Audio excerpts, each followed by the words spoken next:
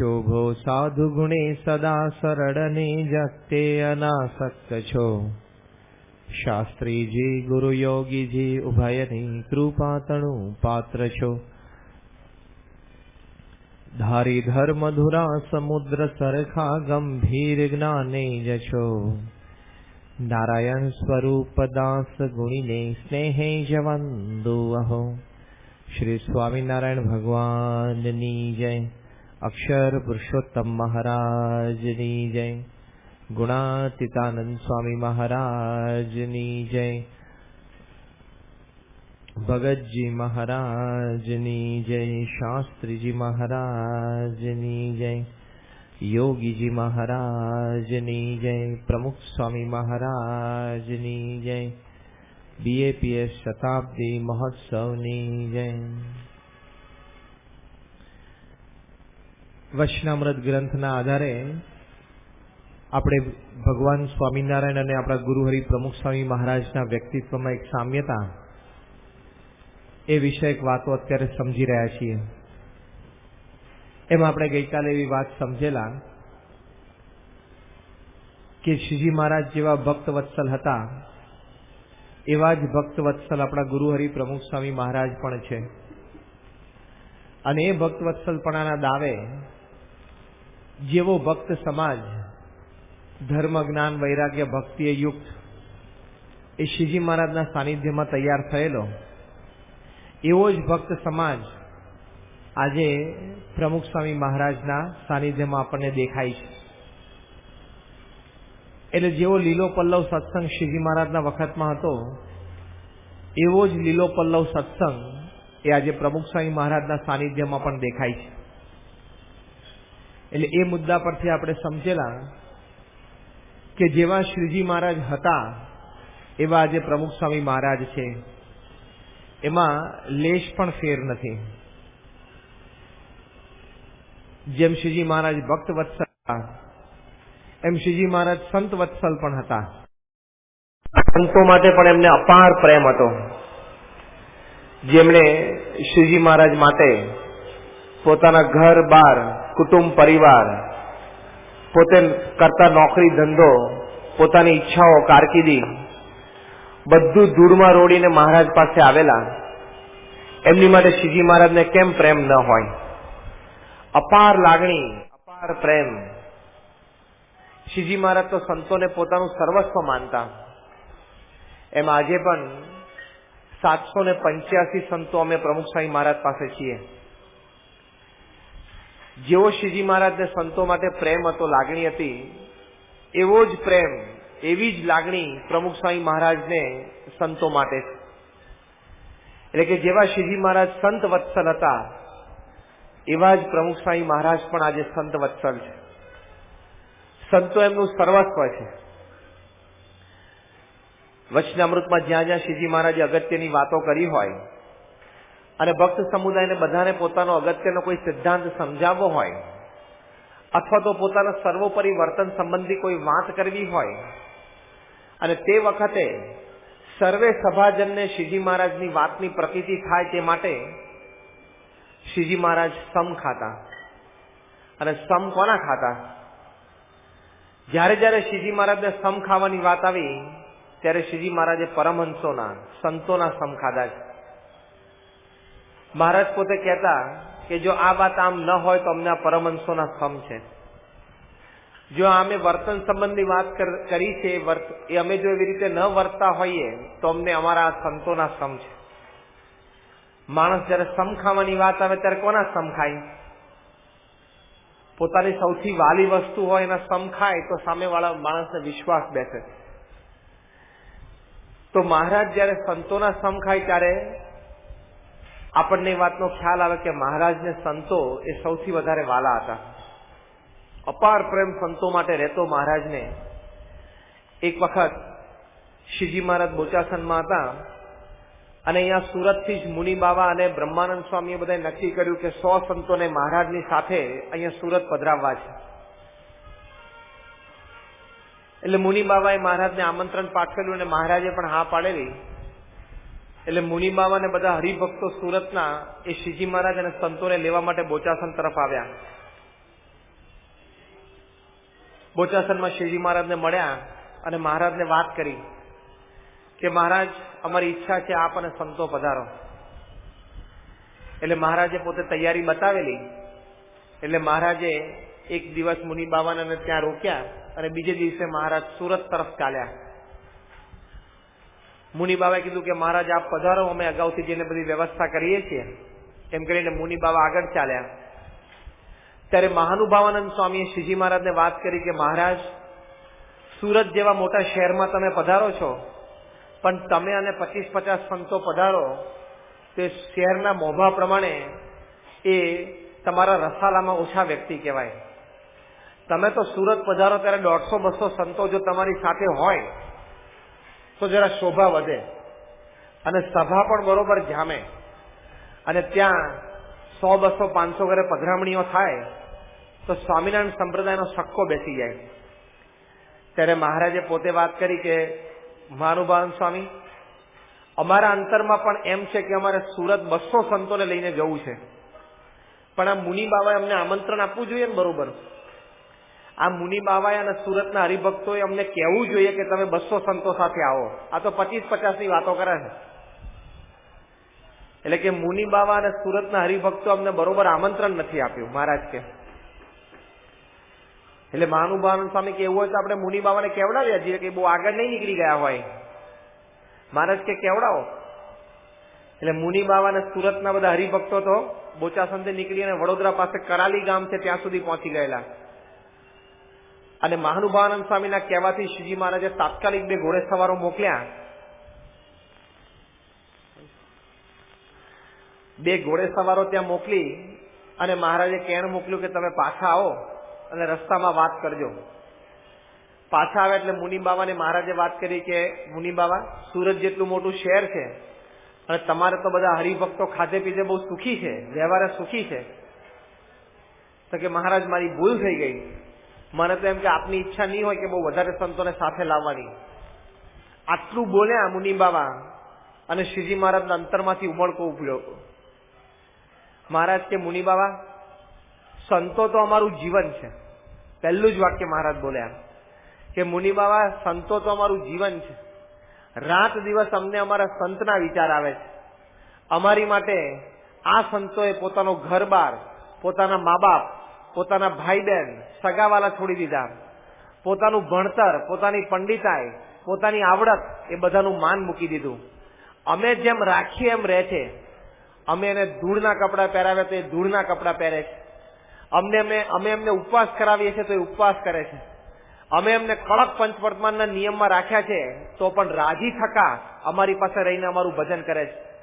અમે અમને દેશ પ્રદેશ મોકલીએ છીએ. એટલે એ વખતે તો ગુજરાત દેશ, સૌરાષ્ટ્ર દેશ, કાઠિયાવાડ પ્રદેશ દેશ પ્રદેશ કહેવાય. મહારાજ કે અમે એમને દેશ દેશાંતર બધે મોકલીએ છીએ તો કોઈ ઠેકાણે વ્યવસ્થા હોય, કોઈ ઠેકાણે ન હોય. કોઈ ઠેકાણે હરિભક્ત એમને બોલાવે ચલાવે, કોઈ ઠેકાણે હરિભક્ત ના હોય.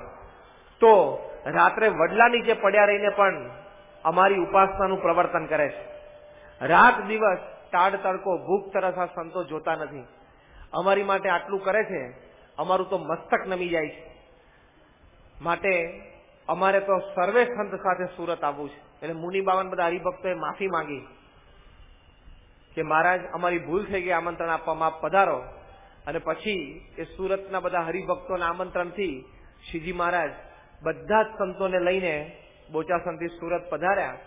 પણ આવી રીતે આ પ્રસંગે શ્રીજી મહારાજે પોતાને સંતો પ્રત્યે, પોતાના લાડીલા માનસ પુત્રો પ્રત્યે કેટલો બધો પ્રેમ છે એ આપણને જણાય છે. પરમ પૂજ્ય પ્રમુખ સ્વામી મહારાજ 1992ની સાલમાં વિદ્યાનગરમાં હતા.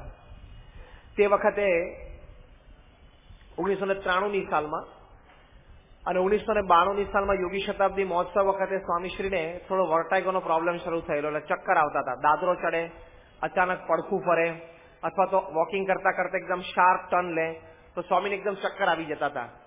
પછી સ્વામી યોગી શતાબ્દી મહોત્સવ પછી કલકત્તા ગયા અને ત્યાં બધું ડિટેક્ટ થયું. સ્વામીને તાત્કાલિક બોમ્બે લાવવા પડેલા. હવે એમાં સ્વામીને જમણા કાનની પાછળથી જે નસ એ બ્રેઇન સુધી લોહી પહોંચાડતી હોય એ નસમાંથી થોડુંક લોહી ઓછું પહોંચતું હતું. પછી તો ઘણી બધી સારી સારવાર થઈ ગઈ અને સ્વામીને એકદમ સારું થઈ ગયું. પણ 1993 થી લગભગ 1996 સુધી એ 4 વર્ષ દરમિયાન સ્વામીશ્રીનો ક્રમ સવારનો જે નિત્યક્રમ એ બદલાઈ ગયેલો. સવારે સ્વામી 10:30-11 વાગે આરામમાં જતા હતા અને પછી બપોરે 1:30-2 વાગે ઉઠે, 2 વાગે જાગે, પછી જમે અને પછી મુલાકાત આપે બપોરે 3-3:30 સુધી, પછી પાછા આરામમાં જાય, 5:30-6 વાગે ઉઠતા. એવો ક્રમ એમનો જરા વચ્ચે 4 વર્ષ સુધી થઈ ગયેલો. તો વિદ્યાનગરમાં હતા 3ની સાલમાં અને બપોરે લગભગ 1:45 વાગે સ્વામી જાગ્યા અને એમના ઉતારેથી બહાર રૂમમાં જમવા માટે પધાર્યા. તો સ્વામી આમ બેઠા અને કૃષ્ણ વલ્લભ સ્વામીજી થાળ લઈને આવતા હતા. તો સંતો સામે બેઠેલા અને સહેજે વાત શરૂ થઈ.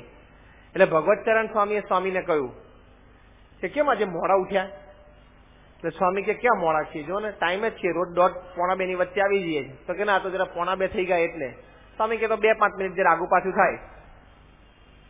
એમ સાહજિક ઔપચારિક વાત શરૂ થઈ. એમાંથી વાત આગળ ચાલી તો ભગવતચરણ સ્વામી સ્વામીને પૂછ્યું કે તમને સ્વપ્ન આવે છે? આપણને જેમ રાત્રે બપોરે સૂતા હોઈએ તો સ્વપ્ન આવે એમ તમને સ્વપ્ન આવે? સ્વામી કે ના, એમ તો બહુ કોઈ દિવસ બહુ સપના આવતા નથી મને કે. એ ભગવતચરણ સ્વામી અને સંતોએ વાત કરી કે યોગીજી મહારાજ તો સપનાની બહુ વાતો કરતા અને સવાર ઉઠીને વાત કરે કે આજે તો અમને બહુ સપનું આવ્યું અને શાસ્ત્રીજી મહારાજ અમને આજ્ઞા કરી એટલે 2 બસ ભરીને હરિભક્તો ગોંડલ આવેલા બધાને રસોઈ કરીને જમાડી દીધા. આવા બધા સપના સેવાના અને ભક્તિના યોગી મહારાજને આવતા અને એનો કેફ એમને રહેતો, એનો આનંદ હતો એમને. અને સવારે ઉઠીને મંગળ પ્રવચનમાં આ બધી વાતો કરતા. તો કે યોગીજી મહારાજને તો બહુ સપના આવતા, તમને કોઈ સપના આવતા નથી? તમે તો વાતે નથી કરી કોઈ દિવસ. એટલે સ્વામી તો એકદમ ફેથફુલી, લોયલી, આમ પ્રામાણિકતાથી વાત કરી. સ્વામી કે ના, મને કોઈ બહુ આમ સપના નથી આવતા. એટલે ભગવતચરણ સ્વામી કે ના, કોક દિવસ તો આવતા હશે, સાવ ના આવે એવું નહીં કે. સ્વામી કે હા, કોક દિવસ આવતા હશે પણ મને કઈ બહુ યાદ નથી. પછી વાર્તાલાપ સહેજે આમ ઉભો રહી ગયો, પોઝ આવ્યો. 1-2 સેકન્ડના માન વાર્તાલાપ ઉભો રહ્યો છે. સ્વામી એકદમ અંતરના ભાવથી બોલ્યા. સ્વામી કે મને રાત દિવસ તમે બધા સંતો જ દેખાયા કરો છો, એટલે બીજું કઈ દેખાતું જ નથી. મને રાત દિવસ તમે બધા સંતો જ દેખાયા કરો છો. અને પછી એકદમ ભાવમાં આવીને બોલવા માંડ્યા. થાળ આવવાનો બાકી હતો. સ્વામી કે તમે બધા સંતો એ જોગી મહારાજના વચને સાધુ થયા છો તો મારા અંતરમાં એમ રહ્યા કરે છે કે તમે બધા કેમ કરીને સુખી થાવ. જોગી મહારાજનો સંકલ્પ છે કે બધાને ભ્રમરૂપ કરીને મહારાજના ધામમાં એમની સેવામાં બેસાડવા છે. તો તમે બધા જોગી મહારાજના વચને સાધુ થયા છો તો મને અંતરમાં એમ રહ્યા કરે છે કે જેવું જોગી મહારાજને ભગવાનનું સુખ આવતું હતું એવું સુખ તમને બધાને આવે. એટલા ભાવથી સ્વામી બોલવા માંડ્યા ને, પોતે પણ ઇમોશનલ થઈ ગયા. સ્વામી બધા સંતો બેઠા એ પણ એકદમ ગળગળા થઈ ગયા, બધાના આંખમાં આંસુ આવી ગયા. સ્વામી કે રાત દિવસ મને તમને તમારો વિચાર આવે છે, રાત દિવસ મને તમારી મનમાં ચિંતા રહે છે કે તમે બધા આટલું છોડીને, ઘર બાર કુટુંબ છોડીને અહીંયા આવ્યા છો તો જોગી મહારાજના ગુણો તમારા જીવનમાં આવે, જોગી મહારાજ જેવા તમે સુખી થાવ એવું અંતરમાં મને રહ્યા કરે છે. તો જો જેવા શ્રીજી મહારાજના સંતો વાલા હતા અને એમની માટે શ્રીજી મહારાજને સતત એવી ખેવના રહેતી, એમ પ્રમુખ સ્વામી મહારાજને પણ પોતાના સંતો અપાર વાલા છે અને રાત દિવસ એમની માટે આવી ખેવના રાખે છે. શાસ્ત્રમાં તો લખેલું છે કે 100 માતાનો પ્રેમ એક સંત આપી શકે. A saint can love like 1000 mothers, એવું અંગ્રેજીમાં લખ્યું છે કે 1000 માતા જેટલો પ્રેમ આપી શકે. કદાચ તમે બધા બેઠા છો તમને તો એટલો વિશેષ અનુભવ નહીં હોય, પણ અમને તો 100% નહીં 500% પ્રમુખ સ્વામી મહારાજ પાસે અનુભવ છે કે 1000 માતાનો પ્રેમ આપી શકે. 1000 માતાનો પ્રેમ એક ગુણાતીત સંત આપી શકે એ અમે અહીંયા બેઠા છીએ, અમને તો 500% અનુભવ છે. એટલે વાત સાચી છે. તો જો મહારાજને સંતો આવા વાલા હતા, એમ પ્રમુખ સ્વામી મહારાજને પણ ખૂબ વાલા છે. શ્રીજી મહારાજે ભાદરાથી પત્ર લખેલો 18 જણા ઉપર કે આ બધા સાધુ થવા માટે આવે અને પછી તો શ્રીજી મહારાજ પોતે એમને લેવા માટે સામે ગયેલા. આખો પ્રસંગ આપણે જાણીએ છીએ. એ બધા સંતો મહારાજ સાથે વિચરણ કરતા હતા અને વિચરણ કરતા કરતા શ્રીજી મહારાજ ગઢડા પધાર્યા અને આ બધા સંતો પાછળથી બીજા રસ્તે આવવાના હતા. કોઈ હરિભક્તનું આમંત્રણ હતું કે અમારા ગામે થઈને આ બધા સંતો આવે, એટલે મહારાજે બધા સંતોને મોકલેલા તમે બીજા રસ્તેથી આટલા આ ગામ કરી, એ હરિભક્તનો ભાવ છે તો એમને ત્યાં જમીન પછી તમે આવજો. એટલે મહારાજ તો પોતે ગઢડે પહોંચી ગયેલા ને પછી મહારાજને ત્યાં સમાચાર મળ્યા સાંજે કે આ બધા સંતો છે એ ગઢડા પહોંચે છે, કુંડળ ગામ સુધી આવ્યા છે. એટલે ત્યાં શ્રીજી મહારાજને ખબર પડી એટલે મહારાજે સભા પૂરી કરી અને બધા સંતો હરિભક્તોને કહ્યું કે ચાલો આપણે કુંડળ, બધા સંતો આવે છે, અને અમારા વચને આવા બધા કોઈ 2 ગામના ધણી, કોઈ 4 ગામના ધણી, આવા પ્રતિષ્ઠિત, આવા બુદ્ધિશાળી, આવા સારા રાજ કરતા એ બધા સાધુ થયા છે, અમારે એમને સામે લેવા જવું છે. શ્રીજી મહારાજ ગઢડાથી આમ સામા ચાલ્યા અને ત્યાં કુંડળ ગામ નજીક આવ્યું અને દૂર સંતોને આવતા જોયા. શ્રીજી મહારાજે ધૂળમાં દંડવત શરૂ કર્યા કે ઓહો, મારા વાલા સંતો આવ્યા. શ્રીજી મહારાજ ધૂળમાં દંડવત કર્યા. સંતોએ દૂરથી જોયું કે મહારાજ આપણને દંડવત કરે છે. એટલે જે જુવાન સંતો હતા એ તો બધા દોડ્યા અને મહારાજથી નજીક આવી અને શ્રીજી મહારાજને પકડીને ઉભા કર્યા કે મહારાજ તમારે અમને દંડવત કરવાના ના હોય. ત્યારે શ્રીજી મહારાજ એ 18 સંતોને એક એકને શ્રીજી મહારાજે બાથમાં રાખી અને ભેટ્યા અને ખૂબ બધાના વાંસા થાબડ્યા અને આંખમાં અશ્રુ સાથે શ્રીજી મહારાજ બોલ્યા કે હે સંતો, તમે અપમાન તિરસ્કાર બધું સહન કરો છો, પણ છતાં અમારા સ્વરૂપને ઓળખાવવામાં કોઈ દિવસ તમે પાછા પડ્યા નથી. અમે અનેક પ્રકારે તમને તાવ્યા છે, છતાં અમારા પ્રત્યે તમને પ્રેમ ઓછો નથી થયો. અનેક પ્રસંગે અમે યુક્તિ અજમાવીને તમારી પરીક્ષાઓ લીધી છે, પણ કોઈ દિવસ તમે એમાંથી પાછા પડ્યા નથી. અમારા પ્રત્યેનો તમારો પ્રેમ કોઈ દિવસ ઓછો નથી થયો, પણ અણનમ રહ્યો છે. આ જોઈને અમારું મસ્તક તમારી આગળ નમી પડે છે ને તમારી ધૂળ લેવા માટે તત્પર બની જાય છે. તમારી સાધુતા એવી છે કે સ્વામિનારાયણના સંતોથી સમગ્ર ભારત દેશનું ગૌરવ ખૂબ વધશે. આખી દુનિયામાં ભારત દેશનું ગૌરવ વધશે એ તમ જેવા સંતોથી થશે. આવી શ્રીજી મહારાજે તે વખતે આ સંતોને વાત કરેલી. પણ આ વાક્ય મહારાજ બોલેલા કે અમે આટલા તમને તાવ્યા, તિરસ્કાર કર્યા અને આટલા કડક નિયમમાં રાખીએ છીએ, અને તો તમે તમારું બુદ્ધિનું, આવડતનું માન મૂકીને અમે જેમ કહીએ છીએ એમ કરો છો અને અમે જેમ રાખીએ છીએ તેમ રહો છો, તો તમને જોઈને અમારું મસ્તક નમી જાય છે. એમ કહીને મહારાજે સંતોને દંડવત કર્યા.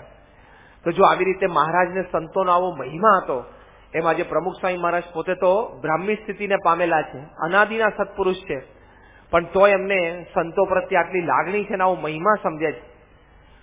પરમ પૂજ્ય સ્વામીશ્રીની આજ્ઞાથી પૂજ્ય ઈશ્વરચરણ સ્વામી અને સંતો બધા 1986ની સાલમાં જે આપણે ગાંધીનગરમાં અક્ષરધામ બન્યું એ નિમિત્તે લગભગ દુનિયાના 13 દેશોમાં સારા બધા મોન્યુમેન્ટ, મ્યુઝિયમ્સ એના ક્યુરેટર્સ ને બધાને મળવા માટે ગયેલા કે એમાંથી આપણને કંઈક સારા વિચારો મળે તો આપણે અક્ષરધામમાં એ બધા વિચારો મૂકી શકીએ. એ બધા સંતો 13 દેશની આ વિદેશ યાત્રા કરીને પાછા આવ્યા બોચાસનમાં. સ્વામી તે વખતે બોચાસનમાં હતા. સ્વામી રાહ જોઈને બેઠેલા કે આ સંતો બધા આવે છે. સ્વામી કે મને સમાચાર આપજો બધા સંતો મંદિરમાં આવી જાય. એટલે ઈશ્વરચરણ સ્વામી બધા સંતો મંદિરમાં આવ્યા અને ઉપર ઠાકોરજીના દર્શન કરવા માટે ગયા. તો સ્વામી પોતે પોતાના ઉતારામાંથી ઉભા થઈને બહાર આવ્યા. બોચાસનમાં આપણે દર્શન કર્યા હશે, સ્વામીનો ઉતારો છે, ત્યાં ઉપર મોટી લાંબી લોબી છે. તો લોબીમાં બહાર આવીને સ્વામી ઉભા રહ્યા અને જેવા આ બાજુના દાદરેથી સંતો ઉપર ચડ્યા અને સ્વામીએ ઈશ્વરચરણ સ્વામી અને સંતોને જોયા, પોતે દંડવત કરવા માંડ્યા. જેમ શ્રીજી મહારાજે કુંડળ ગામમાં ધૂળમાં દંડવત કરેલા સંતોને, એમ પ્રમુખ સ્વામી મહારાજે બોચાસનમાં નીચે જમીન ઉપર સંતોને દંડવત કર્યા. આ 1986ની સાલનો પ્રસંગ છે. પ્રમુખ સ્વામી મહારાજની ઉંમર એ વખતે 66 વર્ષની હતી. દૂરથી ઈશ્વરચરણ સ્વામી સંતો જોયા એટલે ઈશ્વર સ્વામી દોડ્યા.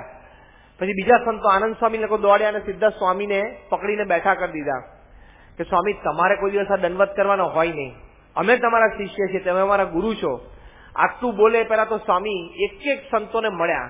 જેમ શ્રીજી મહારાજ બધા સંતોને ભેટેલા, 18 સંતોને ભેટ્યા હતા, એમ પ્રમુખ સ્વામી મહારાજ પણ દરેક સંતોને પ્રેમથી ભેટ્યા. એમના મસ્તક ઉપર હાથ મૂક્યા, ગાલ ઉપર, છાતી ઉપર બધે હાથ ફેરવ્યા અને સ્વામી કે તમે દેશ પરદેશમાં ફરીને આટલો દાખલો કરો છો, મહારાજનું આપણે સર્વોપરી ધામ અક્ષરધામ ત્યાં ગાંધીનગરમાં બનાવવું છે, એની માટે તમે આટલો બધો પુરુષાર્થ કરો છો, માટે અમને એમ થાય છે કે તમારી માટે શું કરી નાખીએ.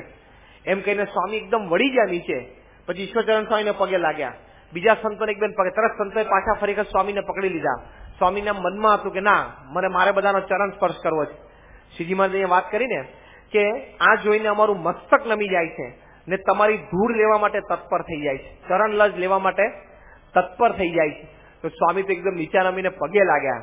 ત્યારે બધા સંતો પણ બહુ ઇમોશનલ, આમ ગળગળા થઈ ગયેલા, બધાના આંખમાં આંસુ આવી ગયા અને સ્વામી પ્રેમથી બધાને અંદર દોરી ગયા અને સ્વામીએ ત્યાં ઘારી તૈયાર રખાવેલી અને બધા જ સંતોને સ્વામીએ જમવા બેસાડ્યા અને પોતે જાતે સંતોને પીરસ્યું અને બહુ હરખથી, ઉત્સાહથી આમ પોતાના વાલસોયા પુત્ર હોય અને પ્રેમથી વિદેશથી 2-4 વર્ષ પછી આવ્યા હોય ને જમાડતા હોય, 2-4 વર્ષ પછી તમારો દીકરો પરદેશથી આવે ને એની માં જેટલી હરખ-ગેલી થાય અને જેટલા પ્રેમથી એને જમાડે એટલા જ પ્રેમથી સ્વામીએ બધા સંતોને જાતે પીરસીને જમાડ્યું અને મિષ્ટાનથી બધા સંતોના પત્તર ભરી દીધા.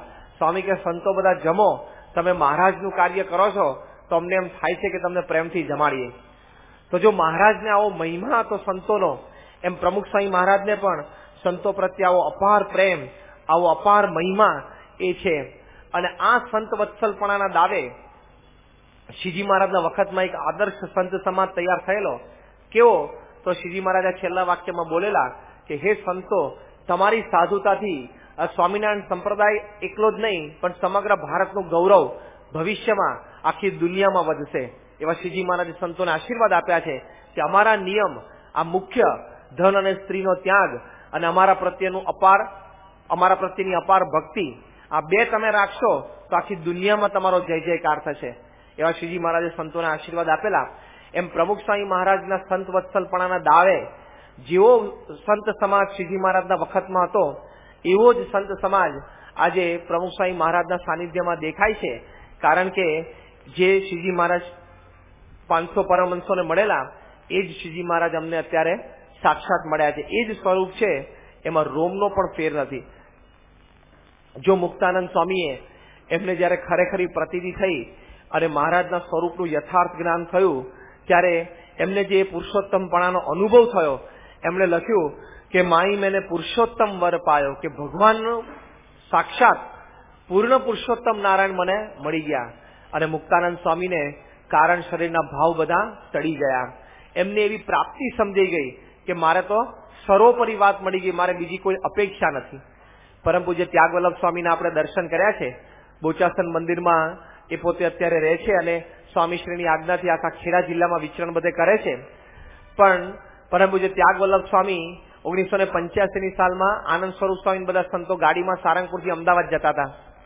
રસ્તામાં આનંદ સ્વરૂપ સ્વામીએ સહેજે ત્યાગ સ્વામીને પૂછ્યું કે સ્વામી, આપણી સંસ્થામાં જ્યારે જ્યારે સેવા સંબંધી વાત થાય, પછી એક કાર્યકર્તાઓની સભા હોય, સ્વયંસેવકોની સભા હોય, કોઈ રવિવારની સભામાં કોઈ સંત સેવા સંબંધી વાત કરતા હોય, જ્યારે જ્યારે સેવા સંબંધી વાત આવે ત્યારે બધા જ કોઈ નાનો બાળક કાર્યકર હોય કે હરિભક્ત કે સંત હોય, બધા તમને એકવાર પ્રવચનમાં યાદ કરે કે ત્યાગ સ્વામીએ યોગીજી મહારાજની આજ્ઞાથી મુંબઈમાં રસોડાની સેવા કરી.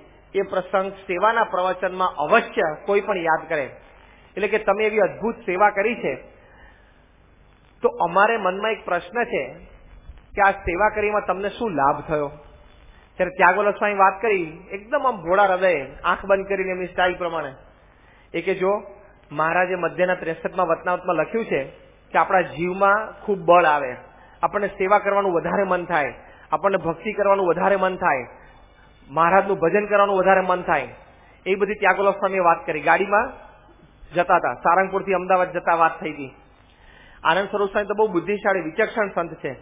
એમને ત્યાગ સ્વામીને ફરી વખત કહ્યું કે સ્વામી, બરાબર છે તમે જે વાત કરો છો તો મહારાજના શબ્દો છે ને અનુભવ તમને થયો જ હશે, પણ જે તમને અત્યારે અનુભવ થાય છે એ તમે તમારા શબ્દોમાં કહો. આ તમે કહ્યું એ મહારાજના શબ્દોમાં કીધું, પણ તમે તમારા શબ્દોમાં વર્ણન કરો. ત્યારે ત્યાગવલ્લભ સ્વામી એકદમ આમ આંખ બંધ કરી એકદમ શુદ્ધ ભાવે બોલ્યા કે આનંદ સ્વામી, જોગી મહારાજ અને પ્રમુખ સ્વામીની કૃપાથી આ સેવા મેં કરી તો મને અંતરમાં પંચ વિષયના સંકલ્પ જ નથી થતા. આ કેટલી મોટી વાત કહેવાય. 1985ની સાલનો આ પ્રસંગ છે કે મને અંતરમાં કોઈ પંચ વિષય સંબંધી સંકલ્પ જ નથી થતો, ઘાટ જ નથી થતો. તો જો મહારાજના વખતમાં મુક્તાનંદ સ્વામીની એવા મોટા સંતો હતા જેમને એવી પ્રાપ્તિ સમજાઈ ગયેલી, મહારાજના સ્વરૂપનું જ્ઞાન થયેલું, એમ આજે પણ એવા સંતો છે જેમને એવી પ્રાપ્તિ થઈ છે અને એવી સ્થિતિ થઈ છે એ આપણને સાક્ષાત દેખાય છે. એટલે જેવો ભક્ત સમાજ ગઈકાલે આપણે જોયેલું એ મહારાજના અને સ્વામીના ભક્ત વત્સલપણાના દાવે તૈયાર થયેલો, એમ આજે મહારાજ અને પ્રમુખ સ્વામી મહારાજના સંત વત્સલપણાના દાવે એવો સંત સમાજ પણ આજે તૈયાર થયેલો આપણને દેખાય છે. મહારાજના વખતમાં સંતોને અંદર એકબીજાને કેટલો બધો મહિમા હતો, એકબીજા પ્રત્યે કેટલો અપાર પ્રેમ હતો. એક વખત નિત્યાનંદ સ્વામી ઉમરેઠ પધાર્યા. પોતે તો બહુ વિદ્વાન અને ઉમરેઠના બ્રાહ્મણો જે બધા સભામાં બેસતા એ પણ બધા ખૂબ વિદ્વાન અને શાસ્ત્રની બધી ભારે ભારે વાતો થાય અને પરસ્પર બધી ચર્ચા પણ થાય અને ચાલુ સભાએ બધી પ્રશ્નોત્તરી પણ ચાલે ઉમરેઠમાં. તો નિત્યાનંદ સ્વામી પોતે તો જબરજસ્ત વિદ્વાન, એટલે બધા પ્રશ્નોના ઉત્તર પણ સારી રીતે કરી દે. નિત્યાનંદ સ્વામી 1 મહિનો ઉમરેઠમાં રહ્યા. 1 મહિના પછી પારાયણ ને કથા બધો પ્રસંગ પૂરો થયો. પછી ત્યાંથી ઉમરેઠમાંથી સ્વામી નીકળવાના હતા. એ વખતે બધા હરિભક્તો પાદર સુધી નિત્યાનંદ સ્વામીને વળાવવા માટે ગયા. ત્યારે બધા હરિભક્તોએ કોઈએ વાત કરી નિત્યાનંદ સ્વામીને કે સ્વામી તમે અહીંયા આવ્યા તો આ વખતે હરિભક્તોને બહુ સમાસ થયો, બહુ સારી કથા વાર્તા થઈ. એમાંથી બીજા એક હરિભક્ત એવું બોલ્યા કે સ્વામી ગયા વર્ષે છે ને મુક્તાનંદ સ્વામી અહીંયા આવેલા અને મુક્તાનંદ સ્વામીની કથા વાર્તાથી પણ બહુ સમાસ થયેલો. આટલું બોલ્યા અને નિત્યાનંદ સ્વામી એકદમ ભાવમાં આવી ગયા. નિત્યાનંદ સ્વામી કે મુક્તાનંદ સ્વામી જેવા પુરુષ તો બ્રહ્માંડમાં મળે નહીં, કે એના જેવા કોઈ વિદ્વાન નહીં, એની સાધુતાનો તો કોઈ જોતો જડે નહીં. અને મહારાજના પણ ગુરુભાઈ કહેવાય, મહારાજને પણ એમને અપાર આદર હતો. એમ કહીને નિત્યાનંદ સ્વામીએ પોતે ત્યાં ઉમરેઠના હરિભક્તોને પાદરમાં મુક્તાનંદ સ્વામીનો ખૂબ મહિમા કર્યો અને કહ્યું કે એક પ્રસંગ તો મેં નજરો નજર જોયેલો કે સારંગપુરથી એક વખત મુક્તાનંદ સ્વામી વિદાય લેતા હતા અને મહારાજે એમને આજ્ઞા કરી કે તમે આ 60નું મંડળ એટલે 60 સંતોને લઈ અને તમે ઉત્તર ભારતમાં બધા સાબરકાંઠા, બનાસકાંઠા બધા વિસ્તારોમાં વિચરણ કરવા માટે જાઓ. અને ગયા મહારાજની આજ્ઞા લઈને ચરણ સ્પર્શ કરીને. મહારાજને એમ થયું કે મુક્તાનંદ સ્વામી જેવા મોટા સંતને આપણે વિદાય આપીએ તો આપણે પાદર સુધી જવું જોઈએ. મહારાજ પોતે સભામાંથી ઉભા થઈને મુક્તાનંદ સ્વામીને સારંગપુરમાં હોળીદાર સુધી વળાવવા માટે આવેલા. અને ત્યાં મુક્તાનંદ સ્વામીને વિદાય કરતા પહેલા મહારાજે પોતે મુક્તાનંદ સ્વામીના લલાટ ઉપર ચંદનની અર્ચા કરી. મુક્તાનંદ સ્વામી કે મહારાજ આપને આમ ના હોય. મહારાજ કે મુક્તાનંદ સ્વામી તમ જેવા સંત છે, આવી સાધુતા અને તમને તો ગાદીનો અધિકાર હતો, છતાં અમારા માટે તમે બધું જ માન મૂકી દીધું. તમારી ગાદીનો હક, કારણ કે રામાનંદ સ્વામીના મુખ્ય શિષ્ય હતા, તમે હક મૂકી દીધો. એટલું જ નહીં, અમારી આજ્ઞામાં તમે સારધાર વર્તો છો, માટે તમારે જેવા આજ્ઞા પાડનારા આખા બ્રહ્માંડમાં અમે કોઈ બીજાને જોતા નથી. આવા શબ્દો શ્રીજી મહારાજે વાપરેલા. નિત્યાનંદ સ્વામી ઉમરેઠના હરિભક્તોને કહ્યું કે આ પ્રસંગ મેં નજરો નજર જોયેલો છે. અને પછી શ્રીજી મહારાજે મુક્તાનંદ સ્વામીને ઉભા રાખી અને મુક્તાનંદ સ્વામીની 5 પ્રદક્ષિણા ફરી. મુક્તાનંદ સ્વામીની 5 પ્રદક્ષિણા શ્રીજી મહારાજ ફર્યા અને પછી મુક્તાનંદ સ્વામીને ત્યાંથી વિદાય આપી. મુક્તાનંદ સ્વામી તો તરત શ્રીજી મહારાજ ગોળ ફર્યા એટલે 5 દંડવત એ મહારાજને કરીને ત્યાંથી નીકળ્યા. પણ આવી રીતે નિત્યાનંદ સ્વામીએ એ ઉમરેઠના હરિભક્તોને બધાને મુક્તાનંદ સ્વામીનો ખૂબ મહિમા કહેલો. એટલે આવી રીતે મહારાજના વખતમાં આવા સંતો એમને એકબીજા પ્રત્યે આવો અપાર આદર હતો, અપાર પ્રેમ હતો, અપાર મહિમા હતો. હમણાં થોડા વર્ષો પહેલા વિદ્યાનગરમાં ત્યાં સત્સંગ સભાઓ અને સંત શિબિર ને બધુંનું આયોજન થયેલું. ત્યાં સ્વામીશ્રી પણ ઘણા દિવસો સુધી રોકાયેલા અને તે વખતે ડોક્ટર સ્વામી સભામાં કથા કરતા હતા. અને આપણે તો બધા ડોક્ટર સ્વામીને સાંભળ્યા છે. એ તો જયારે એના ફૂલ ફોર્સમાં હોય ત્યારે તડાકા અને ભડાકા અને AK-56 ચાલતી હોય સભામાં, એવું AK-56ની જેમ એમનું ફાયરિંગ ચાલુ હોય. ખૂબ ઉત્સાહથી, ખૂબ ઉમંગથી બધી વાતો કરતા હોય છે. કારણ કે જે વાત એમને એકવાર સમજાઈ ગઈ છે. સ્વામી અનેક વખત બોલ્યા. સ્વામી કે આ ડોક્ટર સ્વામી, મહંત સ્વામી, બધા મોટેરા સંતો, વિવેક સાગર સ્વામી બધા બોલે છે, એ જોગી મહારાજ એમનામાં રહીને બોલે છે. આ બધા સંતોએ જોગી મહારાજનો સમાગમ કર્યો છે, જોગી મહારાજને એવા રાજી કર્યા છે, તો આ જોગી મહારાજના જ શબ્દો છે. એમની રુચિ, એમના સિદ્ધાંત પ્રમાણે જ આ બધી વાતો થાય છે. એવું ઘણી વખત સ્વામી કહેતા હોય છે આપણા આવા વડીલ મોટા સદગુરુ સંતો માટે. તો ડોક્ટર સ્વામી આમ વાત કરતા હતા સભામાં, તો સ્વામી આમ એમની સામે એક ધારું જોઈ રહેલા અને સ્વામીના હાથમાં માળા અટકી ગઈ. માળા ફેરવતા હતા તો બાપાના હાથમાં માળા અટકી ગઈ. એટલા બધા સ્વામી આમ તલ્લીન થઈ ગયા હતા, તો આંખનો પલકારો પણ નહોતો આવતો સ્વામીને. એક ધારું ડોક્ટર સ્વામીને જોઈ રહેલા. ડોક્ટર સ્વામી તો ખ્યાલ નહીં કે સભામાં એટલે સ્વામી બેઠા છે ખ્યાલ, પણ સ્વામી આમ સેજ ફરી અને એમની સામે જોઈ છે ખ્યાલ નહીં. તો એમના ફૂલ ફોર્સમાં હતા, જબરજસ્ત. અને તો આપણે જાણીએ છીએ જયારે એમના ફૂલ ફોર્સમાં ત્યારે શબ્દો એવા નીકળે, એટલી એનર્જીનો આઉટપુટ પણ હોય અને આખું આસન ઘણી વખત ડોલતું હોય. પણ એ બધી વાતો એમણે કરેલી અને એમાં પછી પંચવર્તમાનની બધી વાતો કરેલી, નિષ્કામ ધર્મની બધી વાતો કરેલી અને એટલી બધી બળની વાતો બધાને કરેલી. અને પછી સભાપતિ ત્યારે વિવેક સાગર સ્વામી એમની રૂમમાં બેઠેલા વચ્ચેના રિસેસમાં અને બધા સંતો આજુબાજુ 5, 10, 15 ગોઠવાયેલા અને સાહજિક વાતો ચાલતી હતી. અને કોઈ વાત કરી કે આજે ડોક્ટર સ્વામી તો જબરજસ્ત વાતો કરી. આટલું બોલ્યા અને વિવેક સાગર સ્વામી તરત વાત ઉપાડી.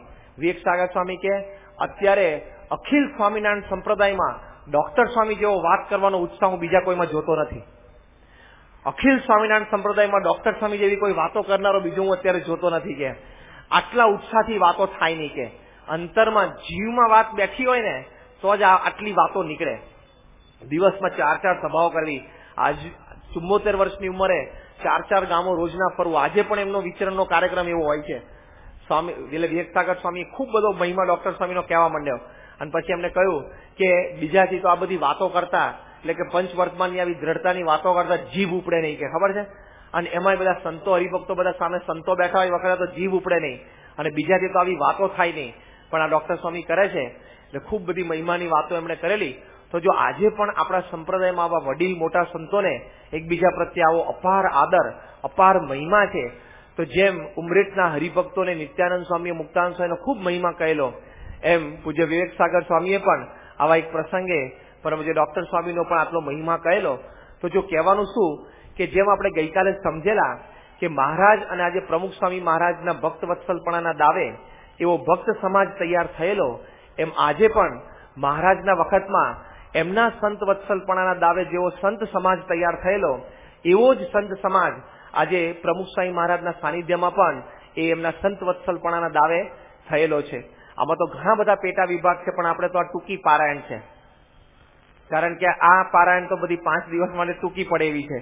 પણ એ જેવા મહારાજના વખતમાં બધા સંતોની આવડતો હતી, મિસ્ત્રી કામથી માંડીને શાસ્ત્રમાં વિદ્વત્તા હતી, એમ આજે પણ નાનામાં નાના કામ કે મિસ્ત્રી કામથી માંડીને એ મોટા કામ સુધી વિદ્વત્તા સુધી આ બધા સંતોની રેન્જ આપણને દેખાય છે.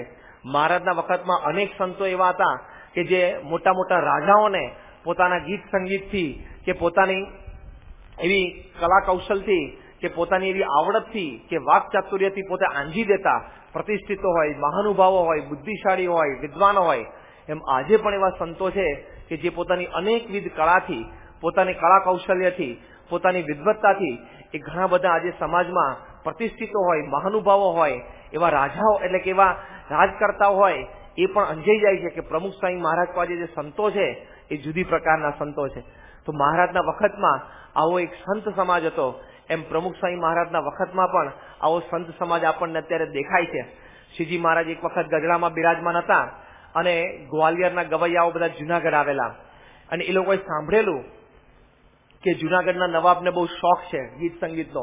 એટલે નવાબ પાસે ગયા, મહારાજના વખતની આ વાત છે, અને નવાબને કહ્યું કે અમારું સંગીત અમારે તમને સંભળાવવું છે અને તમને ગમે તો પછી અમને ભેટ સોગાદો તમે આપજો. એટલે નવાબ સાહેબ કે તમે શું વગાડો છો અને શું ગાવ છો, એ થોડીક એમને આઈટમ પોતાની રજૂ કરી. ત્યારે જુનાગઢના નવાબે કીધું કે મેં તો અહીંયા એક સ્વામિનારાયણનો ઓલિયો રહે છે પ્રેમાનંદ, એનું રૂવાના સંગીત એટલે કે એનું આત્માનું સંગીત એ મેં સાંભળેલું છે, પછી મને બીજા કોઈના સંગીતમાં રસ પડ્યો નથી.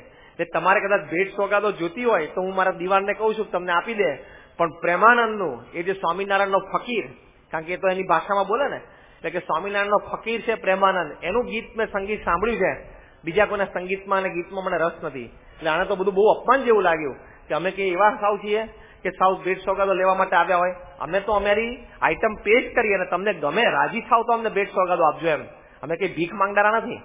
નવાબ સાહેબે કીધું બધી વાત સાચી, પણ તમે એકવાર એને મળી આવો, એનું સંગીત સાંભળી આવો.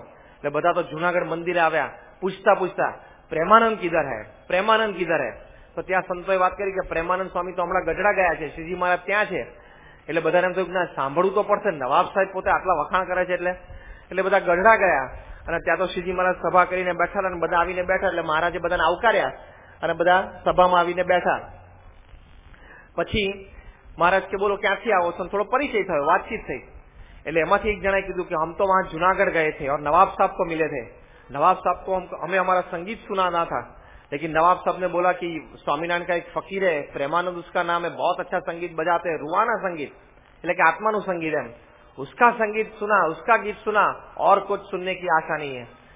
तो कि हम कहाँ है प्रेमानंद, એટલે महाराज क्या प्रेमानंद स्वामी बैठा, बिचारा माला लઈને सभा में बैठेला.